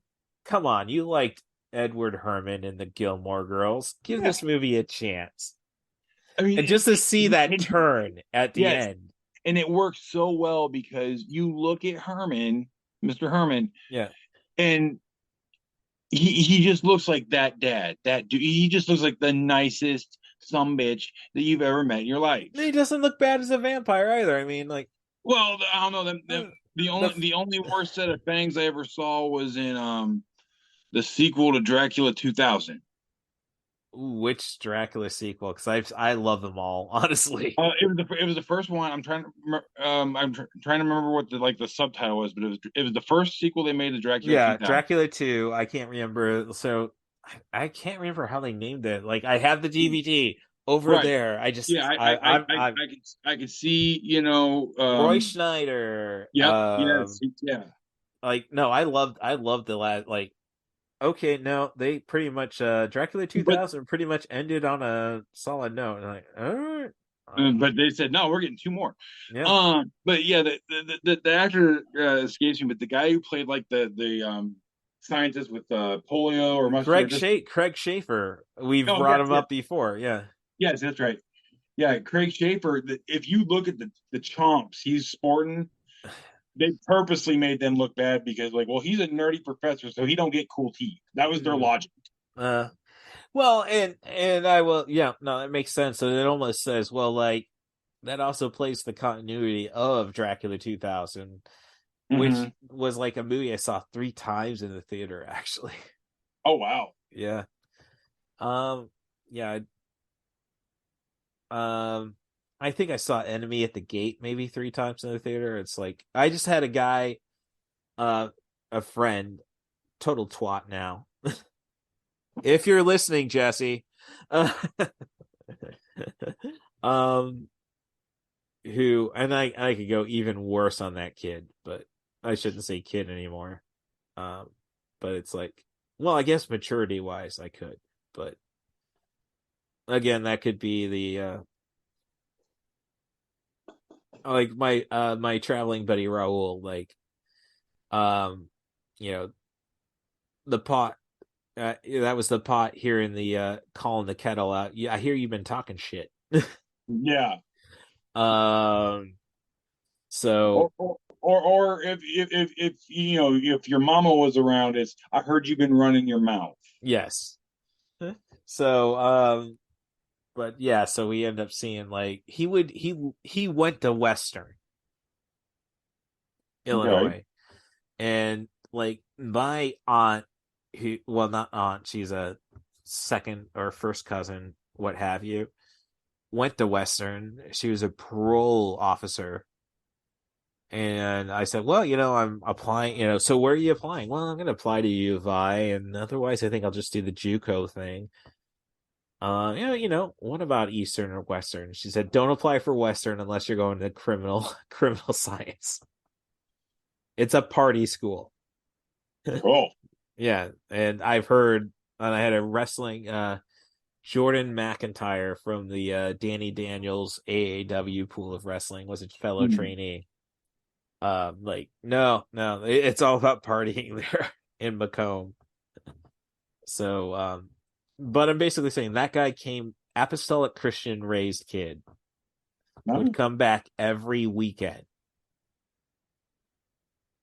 And like, all of us are looking like, yeah, no, I was still going to JUCO, what have you, because I'm going to do it the right way. I'm going to get my associates before I transfer.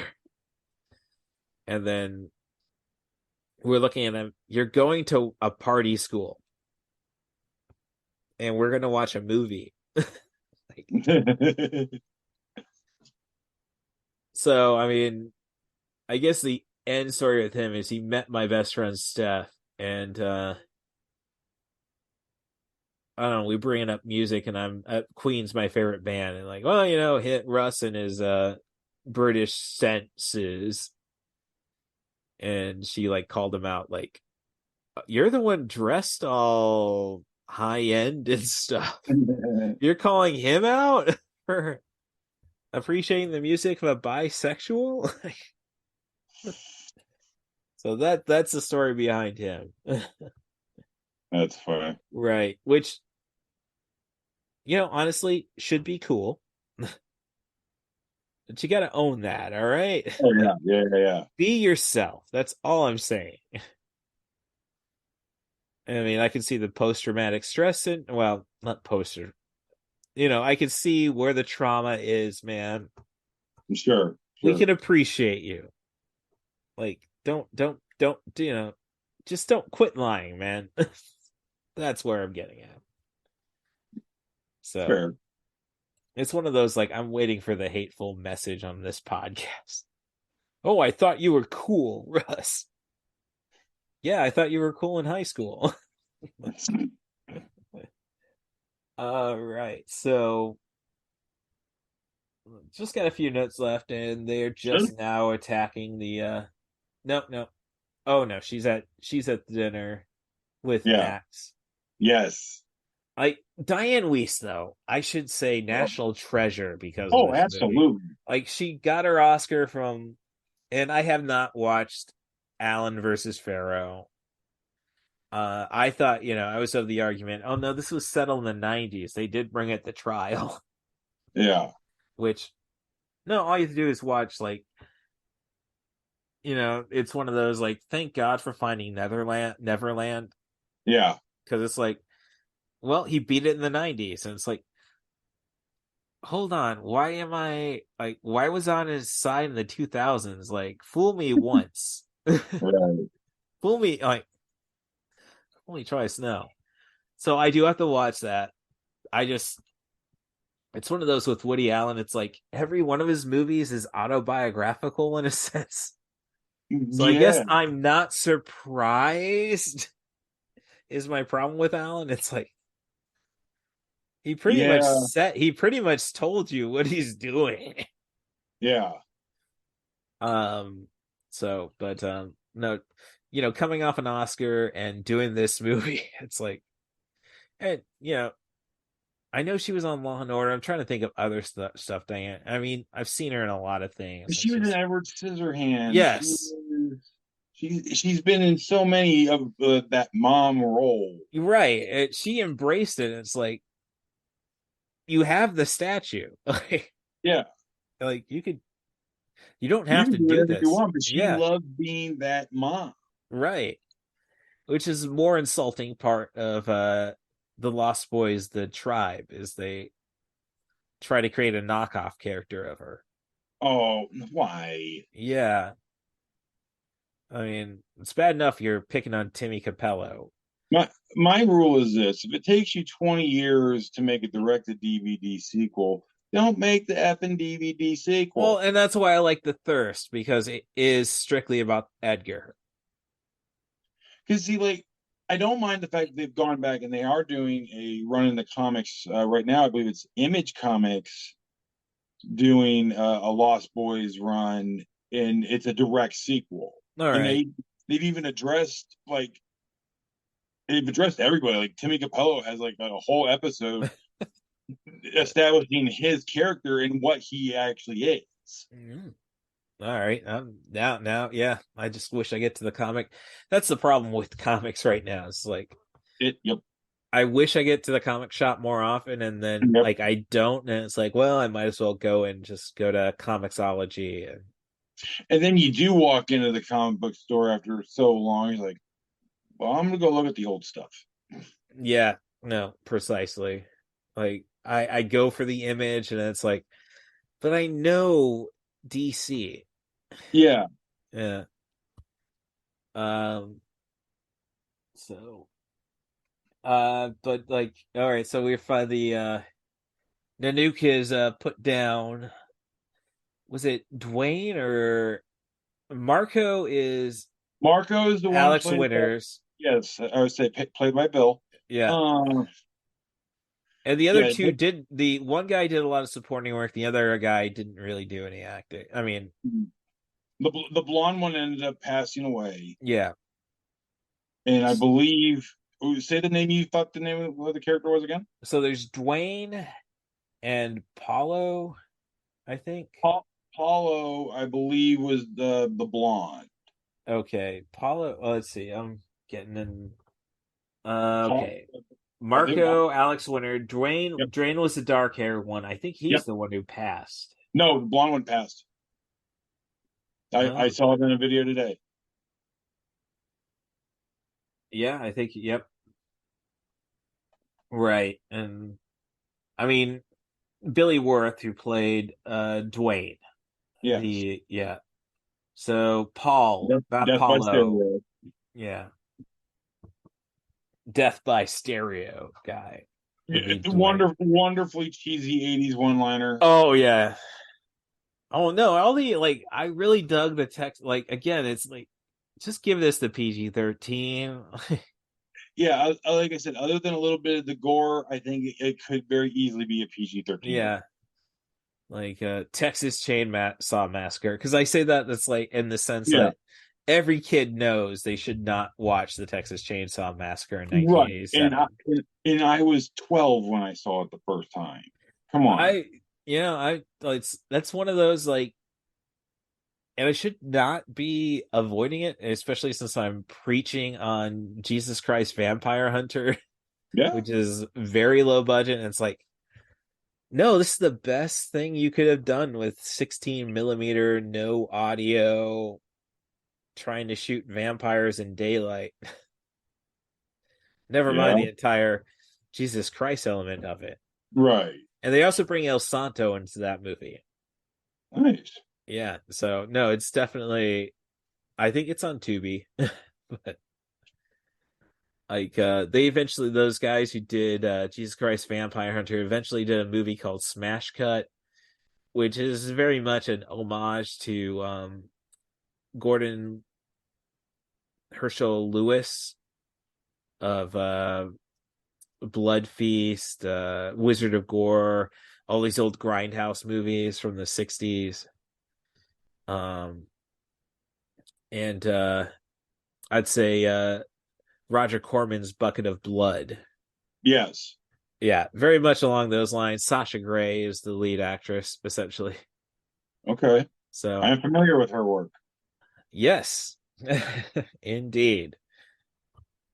Like, no, she's good in it. I mean, this is right around the time of the Girlfriend Experience, so Okay. yeah. So yeah, no, let's think about the wider picture. She's done some great industrial music actually with artists like KMFDM and Pig.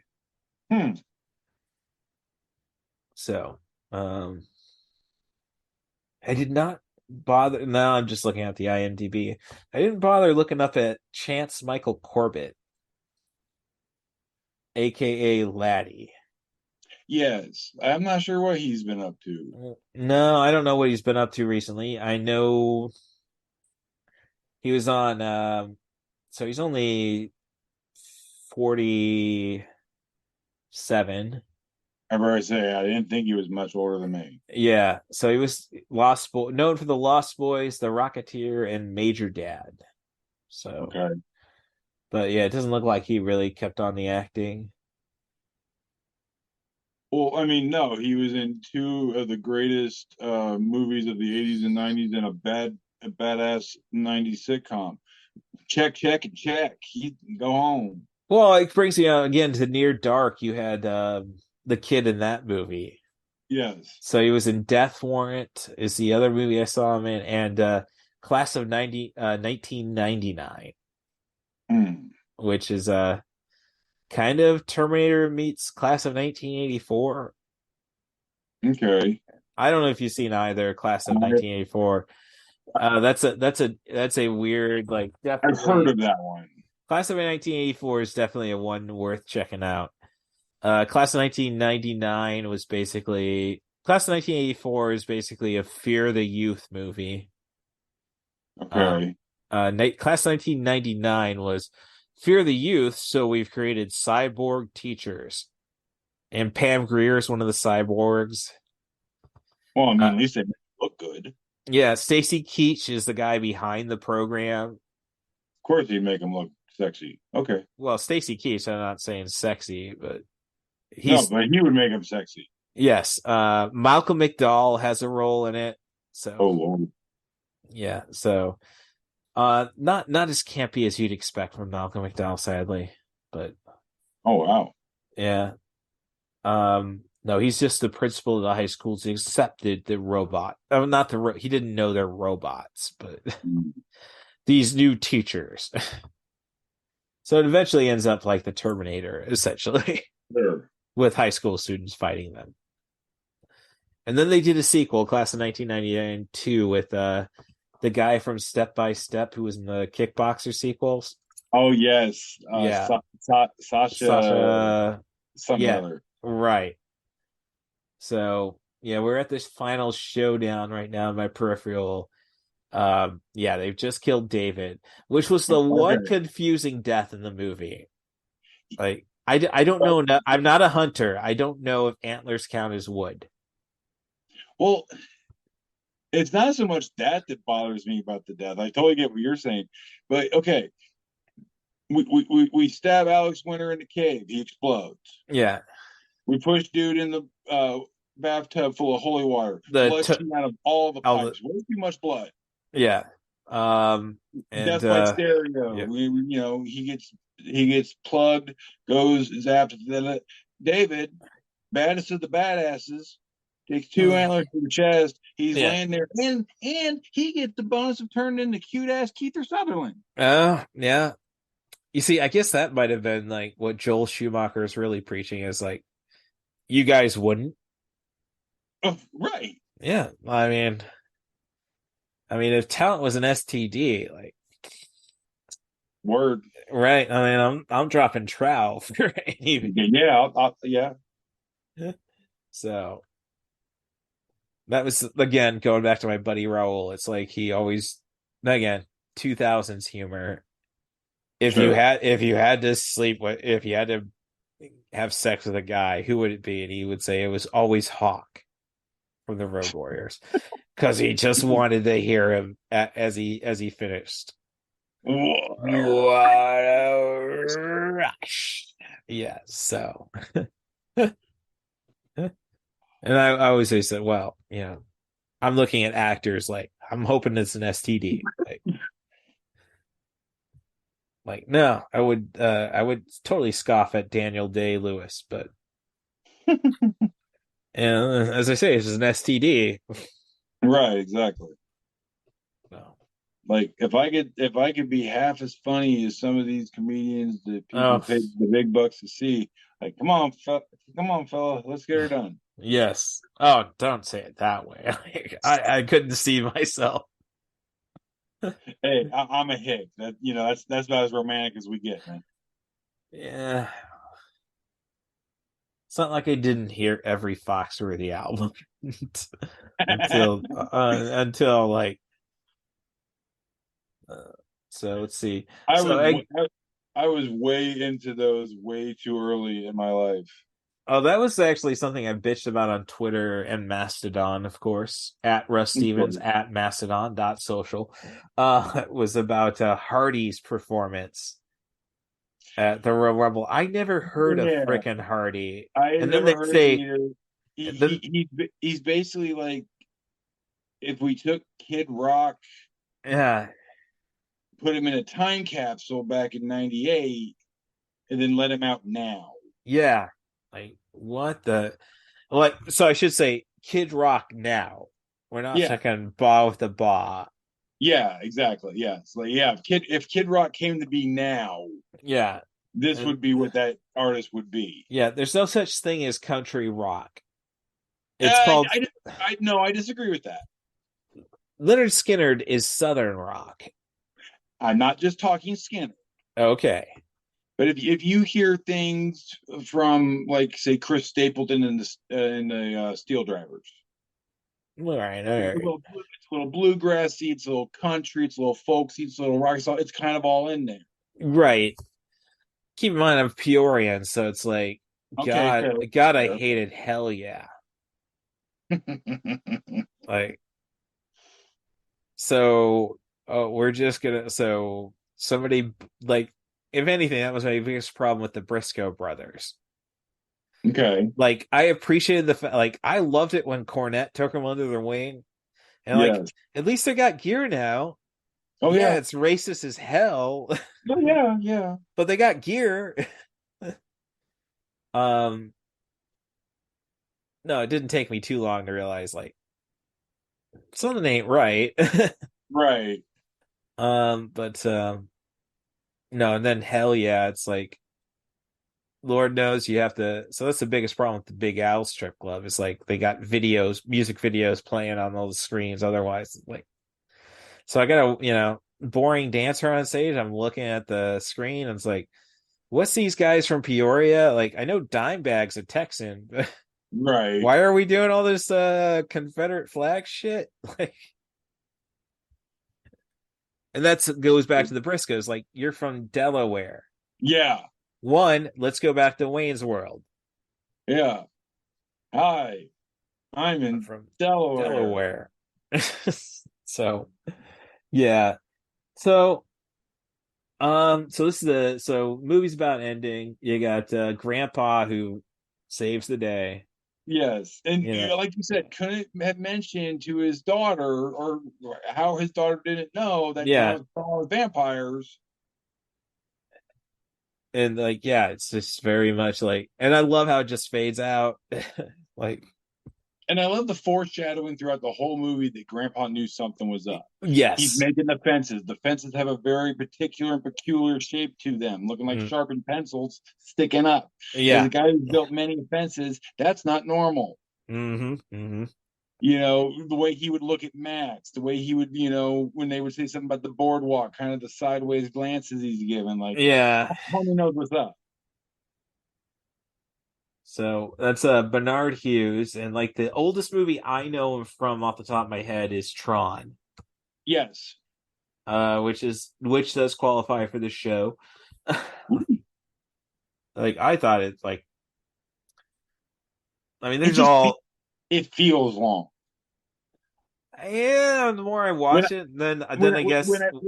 As I've gotten older, I've appreciated when like the first time I watched it. Oh no, as a kid in yeah, '83, I was like 11 or 12 when they did like a big re-release for it for like its 20th anniversary or something like that. Yeah, no, and yeah, I could say that. Yeah, the first time you watch it, then it's like, I thought computers it's not a kid's movie. We thought it would be a kid's movie. It's about video games. Yes, yeah. No, that was not a kid's movie. No, it's for the guys who made the video games at the time. Like, no, we did not give it, like, there's a reason why there hasn't been a docudrama about the guy who started Atari. Noah, like, there's nothing to Pong. Yeah. But I mean, that's the beauty of Tron. It's like, oh, yeah, it's a movie about video games, and we're giving volume to, we're giving validity to the actual lack of story. Yeah. But yeah, Tron. Yeah, I mean, he was a character actor all the way up to that. Somehow he gave me vibes of, and he recently passed, the guy from Walking Dead. Mm-hmm. Yeah, so. But yeah, no, I guess the only other note I have is the credits are playing, and is like the entire idea of becoming a vampire. Like the tagline is never grow old, sleep all day, party all night. Like, I mean, if we're directing this to like the key demographic in 87, 17-year-old, sign me up, broski. Yeah, I'm just saying, and like I came to this movie a lot later, so probably my first big vampire movie was Interview with a Vampire, because my mom wanted to see it in theater. She read the books, and my dad didn't want to see it. So I'm 14, and this is my first R-rated cinema experience, and it's like, but by the end, you have the entire idea of like how Louis has supported himself. It's like, there's people just nobody cares about. Yeah. And it's like, yeah, I hate getting up early. So doesn't really sound like sounds like part of the food chain, in all honesty. Yeah, they make a compelling argument in almost every vampire story why vampirism is like an acceptable option. Yeah. And I was a teenager in the late 90s, early 2000s. I had my phase, dude. I was country goth, and I had all that stuff, man. So yeah, again, I guess that's something I kind of miss growing up in the rich town in central Illinois. It's like, again, I grew up in a town of 1,000 people in Indiana. I was the goth demographic of my school. Well, no, I'm just saying, like, and there's a fun I think it was a fun movie called Quench. Hard to find. I saw it on Netflix back when Netflix was all movies. And I found a copy of it on DVD. And I'm not saying it's a good movie. It's shot on video. And mid 2000s. Like, but it's basically about the Richmond, Indiana, I think's the town. Goth styles. I am familiar. It's like, before we wrap this up, complete crime. We have not discussed Jamie Gertz at all, hardly in this thing. We discussed her being in, like, she had a like banger. Yeah, we just kind of discussed that she was in the movie, but we haven't talked about her in the movie per se. Oh, I mean, that's the entire reason. Honestly, you say that, and it's like, Yeah, I would go through this vampire Yeah, it's stuff. exactly. That's what I was gonna say. I was watching it back around Halloween time. The TV channels were pumping it, and Yeah. I was watching it, and I was feeling all right, and I was like, you know, she's cute in Twister, but I forgot just how hot she used to Oh, be. yeah. You see, I'm not a Twister guy myself, Oh, but I love that movie. I don't know. I just thought it was very silly, and you knew it was a Yes, one-dimensional thing, and it ended yes, up being number 3 on the Spielberg draft, yeah, produced yeah. draft, It not is very directed. good movie. But well, that comes from Jan de Bont, and Yeah, he's very talking about Schumacher this whole time. I think Jan de Bont is kind of in that same vein of yeah. Schumacher, No, I where got he that. makes movies his way. Yeah, They're very, I don't they're even gonna know be what good. he. I don't really They're know gonna what be he's good or done goofy. lately as a director. I thought I no, I after don't know. Speed, I really don't know what he's done lately. I thought after Speed 2, they like, oh shoot, he's cancer. Well, yeah, because Speed 2 was oh. Yeah. And you remember how we all got excited because we remember how cool Speed was, and like, oh, they made a better one with more money. Ugh, No, no. no, we got No, the only memorable thing from that is a William Dafoe meme. Yeah. And that I think that pretty much basically put Jason Patrick in his place. Oh yeah, If you recall, like Family Guy, scene where Stewie and his at that time unborn brother, yes, voiced by Wallace Shawn, like yes. how they're talking about how they are very relatable. You hate the woman too? Yes. Jason Patrick? You yeah, so let's see. Jan de Bont. I mean, he should not have gone to director jail over that No, movie. Like, that's a big thing. Like, I see lots of people buying the Steelbook of Punisher Warzone, yes, and it comes back to Green Street because the director of Green Street did Warzone, and like okay. she hasn't gotten work since that, Hmm. and it's like, what the hell? I Uh, mean, don't get me wrong, Warzone was not good. Oh, it was so okay. So Jan de Bont's last movie was Cradle Laura Croft Tomb Raider, The Cradle of Life. Oh, he did the sequel. I did not Yeah. realize. And before that it was The Haunting. Okay, That one, yeah. that was solid.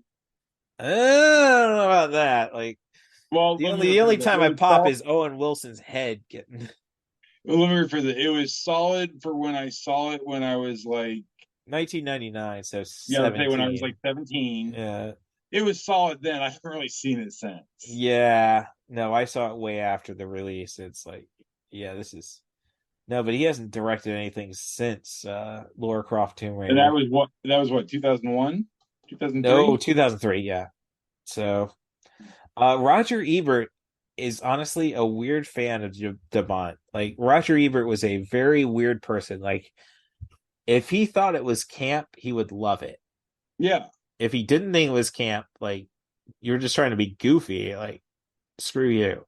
And it's funny you say that because he kind of poo pooed Lost Boys. Yeah, I know. And well, granted, he wasn't a Schumacher fan, Well, but yeah, which kind of goes kind of against his whole campiness. right. That But was all Schumacher was. you see, the thing with Roger Ebert though is like he's probably the best film critic of all time, no question, no argument. Yeah, but like he only really wrote one movie, and that was Beyond the Valley of the Dolls, which I've watched, and it's like, oh God, this is totally no. I get it. I know what Ebert was going for. I think that's why he just stuck to talking about movies.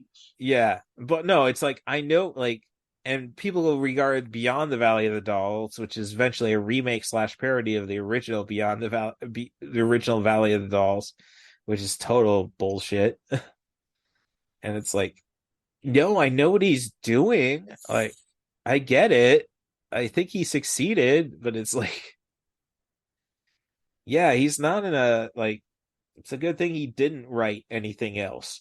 Yeah. But it's funny, like I'm just got my IMDb and I now have an ad for Disney's Peter Pan and Wendy. It's like, well, geez. Mm. It like Yeah, I don't no, the technology is not listening. yeah. All Hi, right. CIA. Yeah.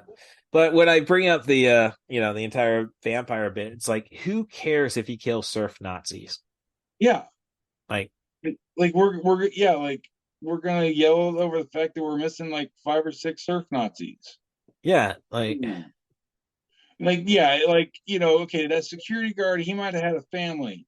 That right. the couple they ripped out of a car, the guy seemed kind of like a dick. We'll call that par. Yeah. Um, but But yeah, no, the surf. you're dancing on the beach, not acknowledging that Yeah, you you Nazi. guys yeah. If you're not Nazis, you probably are still dealing with unrequited stuff. Goes back to my buddy Jesse, I suppose. Yeah, if you're not a Nazi, you at least own a swastika. Yes. Yeah. Which I would say about Jesse, but I was saying more of the unrequited stuff they're not dealing with. Yeah, okay, that too. Yeah, I mean, like, So, but yeah, like I said, if they would have just stuck to cleaning up surf Nazis and not picking up kids off the boardwalk and going mhm. after if they just used their powers for good, so to speak, and just cleaned up the surf And Nazis. truth be told, that's like what most great vampire movies now are about. Is basically the Yeah. vampires who are like, or I could go back to Jessica's body, like Mhm. you're killing people. I'm not. Jennifer's body. Yeah, I'm not killing people. I'm killing boys. It's like fair. Again, yeah, she was again, we can talk about that movie. I don't know why you'd want to. I liked it. I I don't know. liked it, but it wasn't what I was expecting, and that's That's why it didn't make any money. Let's be yeah. but yeah, it's like honestly, like when I think Diablo Cody, like Juno is just a Oh yeah. solid movie, great script, but then it's like, but then she, her future movies, young adult, Jennifer's Body, and then it's like, now I'm just gonna be honest. Yeah. Yeah, I dig you what you're doing there. Right. So, all right. So, yes, we are pro vampire. I think that's. Except those sparkly dudes from Twilight, they can. Oh, no, no, no. No, if It you're. said vampires, not sparkly emos. Yes. But that does kind of make me think about my wrestling career. It's like I was at I was, helping a friend pick out crafts and stuff, and I saw like, oh, clothing litter. And Lord knows I went and I was a heel. Sure. Sprayed that stuff all over my gear whenever I got the chance. It's like, oh gosh, I might have stuff to deal with. No. I know where my bread's buttered, at least on the grander scheme, but baseball and Muse are two things I love. Yeah. No, that's the worst scene in all movies, but like, how do you screw up baseball and Muse? Right. Yeah, right. So I guess that's the classic yeah, some things are great separately but horrible together. Right. But if you want somebody who knows what is good together and what's not, you can always watch his videos on TikTok with Couchman Bakes. Yes, Couchman Bakes on TikTok and Twitter now. Yes. We've got all my names matched up finally. Oh yeah. That's why I just claim everything. It's like it'll eventually all straighten out. The irony though is like, okay, well, CM Punk came back, so I guess, Right. taking the CMs out away from his hand. Speaking of that, did you see the Seth Rollins video? I didn't see the video. I saw Wrestle Talk say, one thing I'd say about Colby, because Yes. I knew Seth. Like he did. Like I was at his farewell show from Scott County Wrestling in Donahue, Iowa, when he was moving out to Philadelphia to train under Punk. Yeah. So I guess he has a better knowledge than anybody else. I will say that Punk is the guy who was going to get you into the main roster one way or another. So, but at the same time, like, you know, we you know, we've heard all these things for years. We've seen what happened in AEW. Punk is the ultimate hypocrite. Well, not I wouldn't necessarily say he's a hypocrite. He's a true sociopath. Yes. He's only about himself, and you know, I hope April's doing okay. Yeah. But April's crazy. I do have the CM Punk shirt, and I mean that as a compliment to April Mendez in the nicest way possible. Yes. It's funny. Around that time, I was freshly single from my first marriage, and my coworkers and some of my cousins and my best friends all said the same thing. Andrew has a type, and that type is batshit crazy. Oh no! So my cousin was going to get me. He ended up never doing it, but he was going to get me the "I Dig Crazy Chicks" T-shirt. No, I have the "I Dig Crazy Chicks" T-shirt. This is the guy who, you know, who's got the shit beat out of him, and then the girl jumped off a roof, and like, oh, and I'm going to jail for that one. And never mind my junkie experiences, and then the entire reason I did not want to go to partial hospitalization for depression was because I knew all my friends from rehab who came out hooked up with somebody. It's like, give it 3 months, I'm hooked up with a crazy chick. Mm-hmm. And Allie will acknowledge that, yeah, she's crazy. So, yeah, no, it's like, but it's like, I want to, like, it's just very tough. It's like Hulk Hogan shirts. Like, when Hogan went back to WWE, and after TNA. Yeah. And it was like they created the t-shirt, resold the t-shirt that I bought of his in 87. Mm-hmm. And Lord knows, oh, yes, I'm buying it. Yeah. And then, you know, a year later, it's like, yeah, we don't talk about Hulk. Yeah, I mean, you're talking to the owner of a proud owner of not one but two NWO shirts. Oh no, I don't know if I have. I think I might have the Hollywood Hogan cut, like already torn shirt they were selling somewhere. No, I have plenty of NWO shirts. No shame in that. NWO wasn't bad. It's necessarily. I don't know. It was. Everybody say you start dissecting its parts. Yeah, no, the politics of it, but right. You know, that's nobody was doing anything really bad to the world in large, just their fellow wrestlers, just themselves. Yeah. So it's I mean, I don't know, it's weird. Like my dad was saying, oh, I heard about Kevin Nash's son, but I can't remember Kevin Nash. Yeah, I could see where you wouldn't remember him, but like no, he didn't really see him in the WWF. Yeah. And then like we saw him once in Peoria, somebody threw popcorn in his face. Those were the good old days of wrestling. Like, oh yes, when you could chuck popcorn and they actually kind of enjoyed it. Yeah. Like, get that heat, brother. Right, like, yeah. I keep I don't know how many times on Twitter it's like, okay, you don't like Roman Reigns? Throw shit. Yeah. Yeah. Show you don't like him. Right. So, all right. So we got Couchman on TikTok, Couchman Bakes on TikTok and Twitter.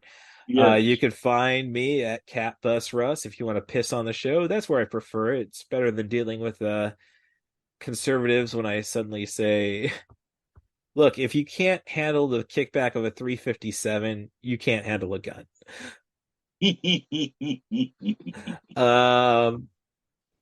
And I know conservatives who use that same argument. That's one of the now that's a dick measuring contest on their behalf. Like, Absolutely. I'm just saying, like, no, if you need semi or fully, which I really only know from. Yes, you were talking to a man who sold guns to rednecks for a long time. I'm acknowledging I only know the difference between semi and fully because of the tutorial Casey Ryback gave to Jordan Tate. One round will leave the trigger. Yes. The chamber. I want you to do that.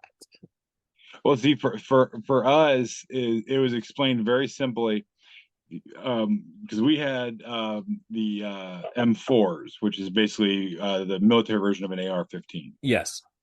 And it had 3 switches. It had safe, and as it was explained, it's then semi, then 3, then auto burst.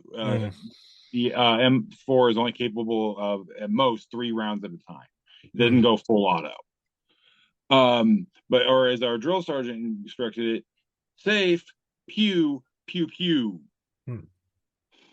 Yeah, so that's fair. I'm just saying, as I say, it's just my whenever, but it's why would you want to ban a semi-automatics? It's like, do you really need a semi-auto? This is the argument I've always used. That you are talking to a guy who's a little pro Second Amendment, but I have a brain. Now, do I believe everyone needs to own an AR? Absolutely not. No. Do I think an AR would work for me? Yes. The reason I say that, like I just said, I was in the military. Yeah. I used beefier version. I slept with that thing. I could take it apart and put it together with my eyes closed. I know, I've watched me do it. So if someone was to break into Casa de Couchman, would I rather have something I'm vastly more familiar with in that weapons platform, or something I've only used a handful of times in a pistol? Yes. Right. No, that's an experience standpoint. Right. I'm just saying, like, most people don't go into the military. Right. And that's what I'm saying. Like, do I think we need a full-on ban? No. All right. Because that's like fair. I said, I'm big on phrasing, and the phrasing "shall not be infringed" means thou shall not f with. Right. But do I think we can restrict the heck out of it? Abso-friggin-lutely. Yes. Yep.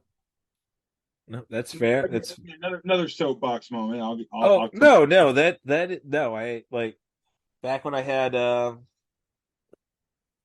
Damon Dubois on the show. He was like, as the ultimate anarchist. No, weapons are important. It's like, are you really doing things right then if you still need the weapons? Like, so all right. So so bother me on Twitter with movies, not guns. Guns, homophobia, transphobia, like bother me with funny memes, food recipes, and herb. Yeah, no, we're really simple guys. We know what we like. I just want you to rate and subscribe, 5 stars preferably. That's what I'm saying. Talk all of the shit you want on my Twitter. Let's get you took the time to listen to the podcast, so it must be worthwhile to some extent. So yes, so well, thank you very much, Andrew. And before I close out, of course, dang it, now I gotta pay tribute to that little cat too. Taking away attention from Stacia, no, but thank you. Well, I'm sure Stacia's smothering the shit out of Skimble. There you go. So, but thanks for all the lives touched by all those who we've lost. There we go. Something we can all relate to. And just keep an eye on us so we don't screw up too bad. So, word. Thank you very much, Andrew. And now I gotta figure if my older sister's still gonna be awake for the Buckaroo Banzai. But it was great talking to you again. Look forward to it soon. Thank you. Thank you. Later, everybody. Good night. Can I hear a wahoo?